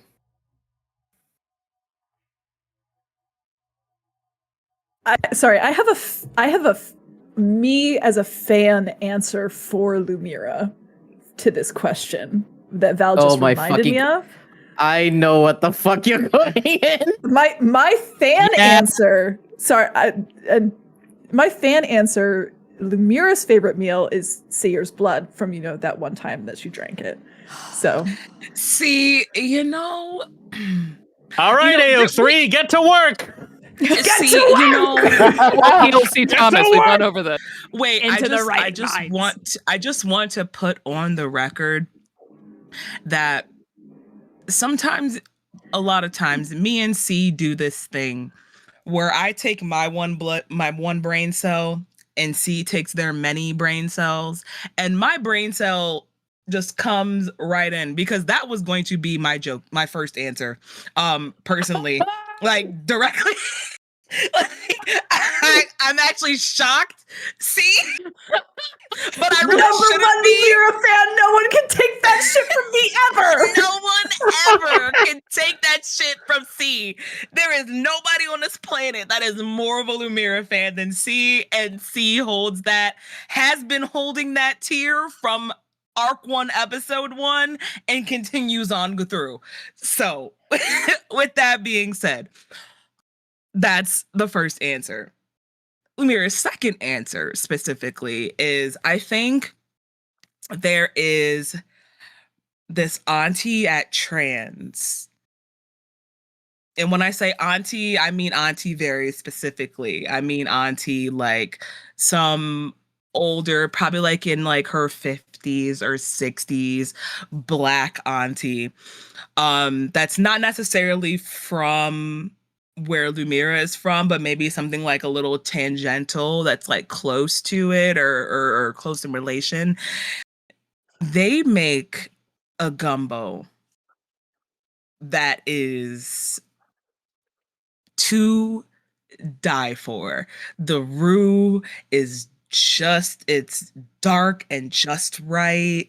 It has like chicken and shrimp and sausage and crab and crawfish and all of these things that just speak to her on such a deep, intricate level, and she does not understand why it just hits her just right every time. But she has been coming to the same auntie since she was a little kid, specifically for this gumbo, like to the point that when the auntie makes the gumbo, she always puts some aside for Lumira and brings it to her to have because she knows it's her favorite thing in the world. So that's my wholesome answer, is this one auntie at Trans's gumbo, and Lumira Oh, will it's great. miss It's it wonderful. She indefinitely. used to leave some out for Zinnia. It was great. The second you set her up, I was gonna absolutely say something similar. Collaborative storytelling, everybody. I'm so Yes, and sorry. ow. Oh, I used to have that first before you. It was great. You are the Oh, worst! I might have to ask you about You're it. the worst! I hate it here! Oh my god. I was going to say like a nice like something soul food oriented that Zinnia's parents made. You This is created me and something Dare worse for me. sharing one. Me and Dare once again sharing a brain cell as well. Great. The other thing for Zinnia is I texted my beloved Quinn asking what Sochi cooked. And like pozole was made by Sochi. And yeah, that's it. Sochi, I think, made a lot of meals with Sunrise. I think they definitely did big potlucks. And she misses that. It's simple, but like home cooked, I think very similar to Zynon. Like capital H home cooked meals are what is missed most. That's crazy that's the answer for everybody who's currently doing something with Keski at the moment. Like, what do you want? Something from not here home wise. Like, That you can never, ever, ever really get back, can you? Oh my Uh-huh. god. Oh my god. Because home is not just a place, it's also wow. Home is not just a place, it's also a time. Jesus. Oh, weird. Okay, Where have I heard that see, before? That's fucked up. Mm. Wow. Light Don't hearted. remember. Wait, hold on. Sorry. Was that everyone? Did everyone go? For better or for worse. Yeah, okay. Wait. Oh, I guess I can answer for Yinghe. Yinghe didn't really get to go places with Nova that much. Was a vampire for most of the time they traveled with Nova, which also meant mostly just blood. So I would say They were at a actually, fancy banquet. they were at a fancy banquet, and they did love all of the food at the fancy banquet. I think Yinghe is very food motivated, actually, because they grew up a poor, starving orphan same. I of war. can see that. So I think they're very food motivated, and they might exhibit like resource guarding behaviors, like a hungry animal in a lot of ways. I think they would steal food off of the offering shrine, in the temple, because that was the only way they got to eat, even though it was sacrilegious and heretical. So they're Good for them. and they were caught a few times by like some people who came, and they were chased, and threatened. But they would like run off with the food in their mouth. Like, Oh my god. feral- Careful, if you feral take child. stuff off those shrines, they might burn your hand. Well, who says their hands haven't been burned? I think their favorite summer snack, because it's easily accessible and delicious, would have been raw sugarcane. And this is something I grew up eating a lot. in China especially in the summer. You just chew on the raw sugar cane and it tastes so good. Shaking hands in summers in Jamaica, chewing raw sugar. Yeah, it's delicious. It's delicious and it quenches your thirst too. Top fucking tier. So good. And I think in the winter they one of the favorite things they stole off of the altar in winter was probably like some tangyuan, which are basically like these glutinous rice balls in kind of like a soup, filled with like specifically black sesame tangyuan. Connie personally doesn't like them, but I think Yinghe would really like them for how chewy and rich they were. And of course, tang hulu, kind of a candied hawthorn and other candied fruits. They would steal those off of street vendors. And they would like put incense sticks behind, so like they wouldn't get noticed. They would like steal the candy and put incense sticks in their places. And their fondest memory is of when they stole some red roasted hongshao rou, probably some red roasted like really nice pork belly that like some like wealthy general left in the temple like for the god, and they stole that shit immediately and ate it, and it was like the first time they'd eaten meat in 7 months, and they really liked it. So doing a lot of character building right now for Yinghe. Yeah, on the world building on the fly. It's coming to me. Yeah, inspiration strikes even in the they are not a picky eater. They'll literally eat anything and everything, and they love it. Man, I want raw sugar cane now. You just brought it up. I know. I haven't had it in so long. But yeah, oh my goodness. I think that's all. Me in Malaysia, we got a ton. Can you ship some to me, Val? I would try. Fax I'll some put over. it in the mailbox. Fax them over to me. I'll put them in a letter. Wow, I think that's all the time we have for tonight for our Q&A. I just wanted to thank everyone for attending, and of course my incredible cast for participating and fielding all of these questions. Let's just do a round of outroductions, and then I'll have some quick outro announcements, and I'll close out the stream. Let's start off outroductions with one of our incredible guest stars for Arc 4, Dare. Hi, hey, and hello. My name is Dare, pronouns she, they, they, and it. If you enjoyed me talking too much about a little bit of everything, you can find me pretty much everywhere on the internet at Dare to Dream RPG, DARE, the number 2, DREAM RPG. If you want to find me very specifically, I would recommend checking out the Issues podcast on Spotify. It is a low-powered masks AP. I'm a big fan of masks. I'm very normal about superheroes, as you heard earlier. So catch me be a delinquent there, because I'm only a delinquent in games and nowhere else. And I think I'll throw it over to Rio. As I press X to doubt. All right. Hello, I am John and or Rio. My pronouns are any and all, because I forgot to say that the first time on the second time. You can occasionally find me on Blue Sky at Ryomasa when I can be bothered to be there. I mostly don't internet anymore, and that's actually been very good for me. Otherwise, yeah, on the occasional chances you see me there, I will occasionally try to say something fun and or in all caps. Your choice. I'll pass it over to Val. Hello, it is I, Valiant Dorian. I use he and his pronouns. You can find me all across the internet at Valiant Dorian or at Odds of Spirit Bear. Please enjoy that lovely treasure I just set you on. And yeah, I play Sayer and Transformer RPG. In terms of stuff you can keep an eye out for me is tomorrow I am going to be on Vault Companions with Kai, where I'm going to be playing my resident coward, Arbaz Asgar. Watch us deal with feral ghouls. I'm having a bad time. So come and check me out as I do that. And also, I have a reminder that I have a casting call out for a charity actual play anthology utilizing my game Devorare Patron, a game about a werewolf seeking vengeance against their maker. This is going to be a charity that is directly going to benefit the animal shelter that I adopted Shiv from. And yeah, that's the cause that I'm going to be championing for. And yeah, make some feral, terrible, gay, toxic yaoi werewolf stories with me. I promise it'll be a good time. And speaking of toxic yaoi, Kai. Yeah. Hello. It is I, Kai, here for my toxic yaoi. I mean, here to talk about the things I do on the internet, which is mostly. Anyways, hi, you can find me everywhere as Estella Vimladris. I will be with Val tomorrow on Val Companions, dealing with feral ghouls. I'm fine because I don't have biology, so it's not a big problem for me. But everybody else, it might be a big issue. Uh, for the rest of the week, it's my birthday week.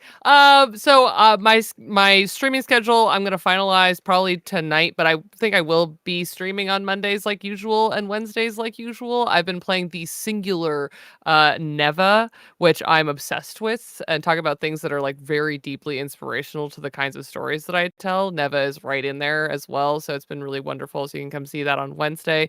On Monday, I'll be back over on Happy Jacks with more Apostates of Dune, where we're playing in the Dune universe, and I'm being a gay problem there.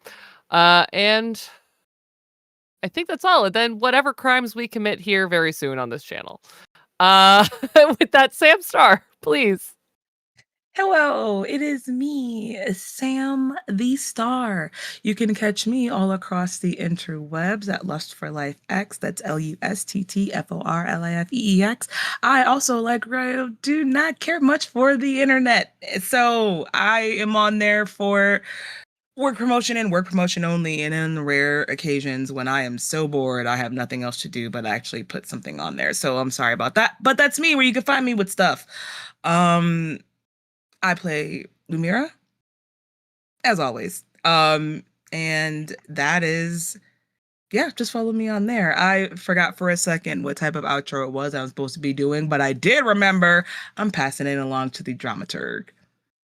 Thank you so much, Sam. I just saw somebody made a really funny Ant Bindle edit of me in the Discord server, which I was going to tell you after. It's so funny. I was just checking it when we were figuring out who we were going to raid. It's really cute. It's very funny. That's me. Hi, everyone. My name is C. I use they, them pronouns. I am very happy to be your producer, usually dramaturg, and here on Transplaner. But unfortunately, I broke my arm 2 weeks ago in 2 places badly, and I had to have surgery about it, which has thrown a lot of wrenches into a lot of plans. So you can find me not on the internet or at the barn, doing none of what I enjoy, recovering. Sorry, this is pretty pathetic, but it is. Yay! Stay updated to see how far I can get my thumb to move, because currently this is it. On Wednesday, hopefully I'll be coming back to, if all goes well, Wednesday, you can catch me over on Dimples and Dice playing Vampire the Mask of Raid, in which I'm playing Malkavian, who thinks they're Toreador, who really wants to be a perfect ballerina, is having a good time about it. They're normal. And hopefully you won't see me Saturday, but hopefully I'll be in the backstage of here. Sorry, I'll just let you do it, Connie. Okay, go. I'll take it. Thank you. Thank you. Sorry, It's brought the okay. mood down. You're so fine. You're allowed to. Your arm is fully messed up. But you know what's not messed up? Supporting our channel. The best way to do so is to pledge our Patreon. Love that. Or even better, tell someone about us.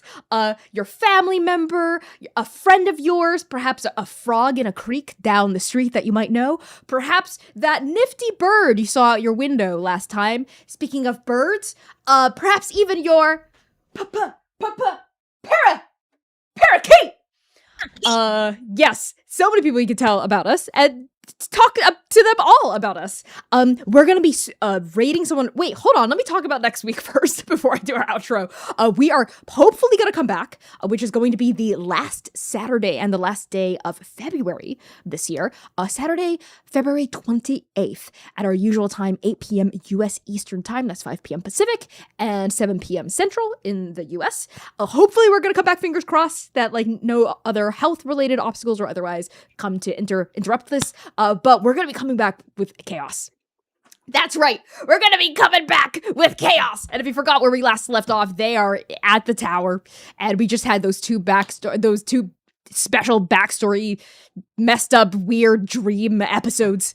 And we're coming back on the heels of that. And it's going to be a super normal time, I'm sure. And I'm so excited about it. It's been too long. I need my chaos time. I'm losing my mind otherwise. But yes, in the meantime, we are going to be raiding someone really awesome right now, no doubt. So please, please, please use the raid message in chat. Send our love over to this person. Tell them Transplaner sent you. Tell them about how great this Q&A was. And give them all of our love. And we will see you next week, hopefully. Fingers crossed. But make sure to stay tuned in the meantime. We love you all so much. Spisho, Pisho.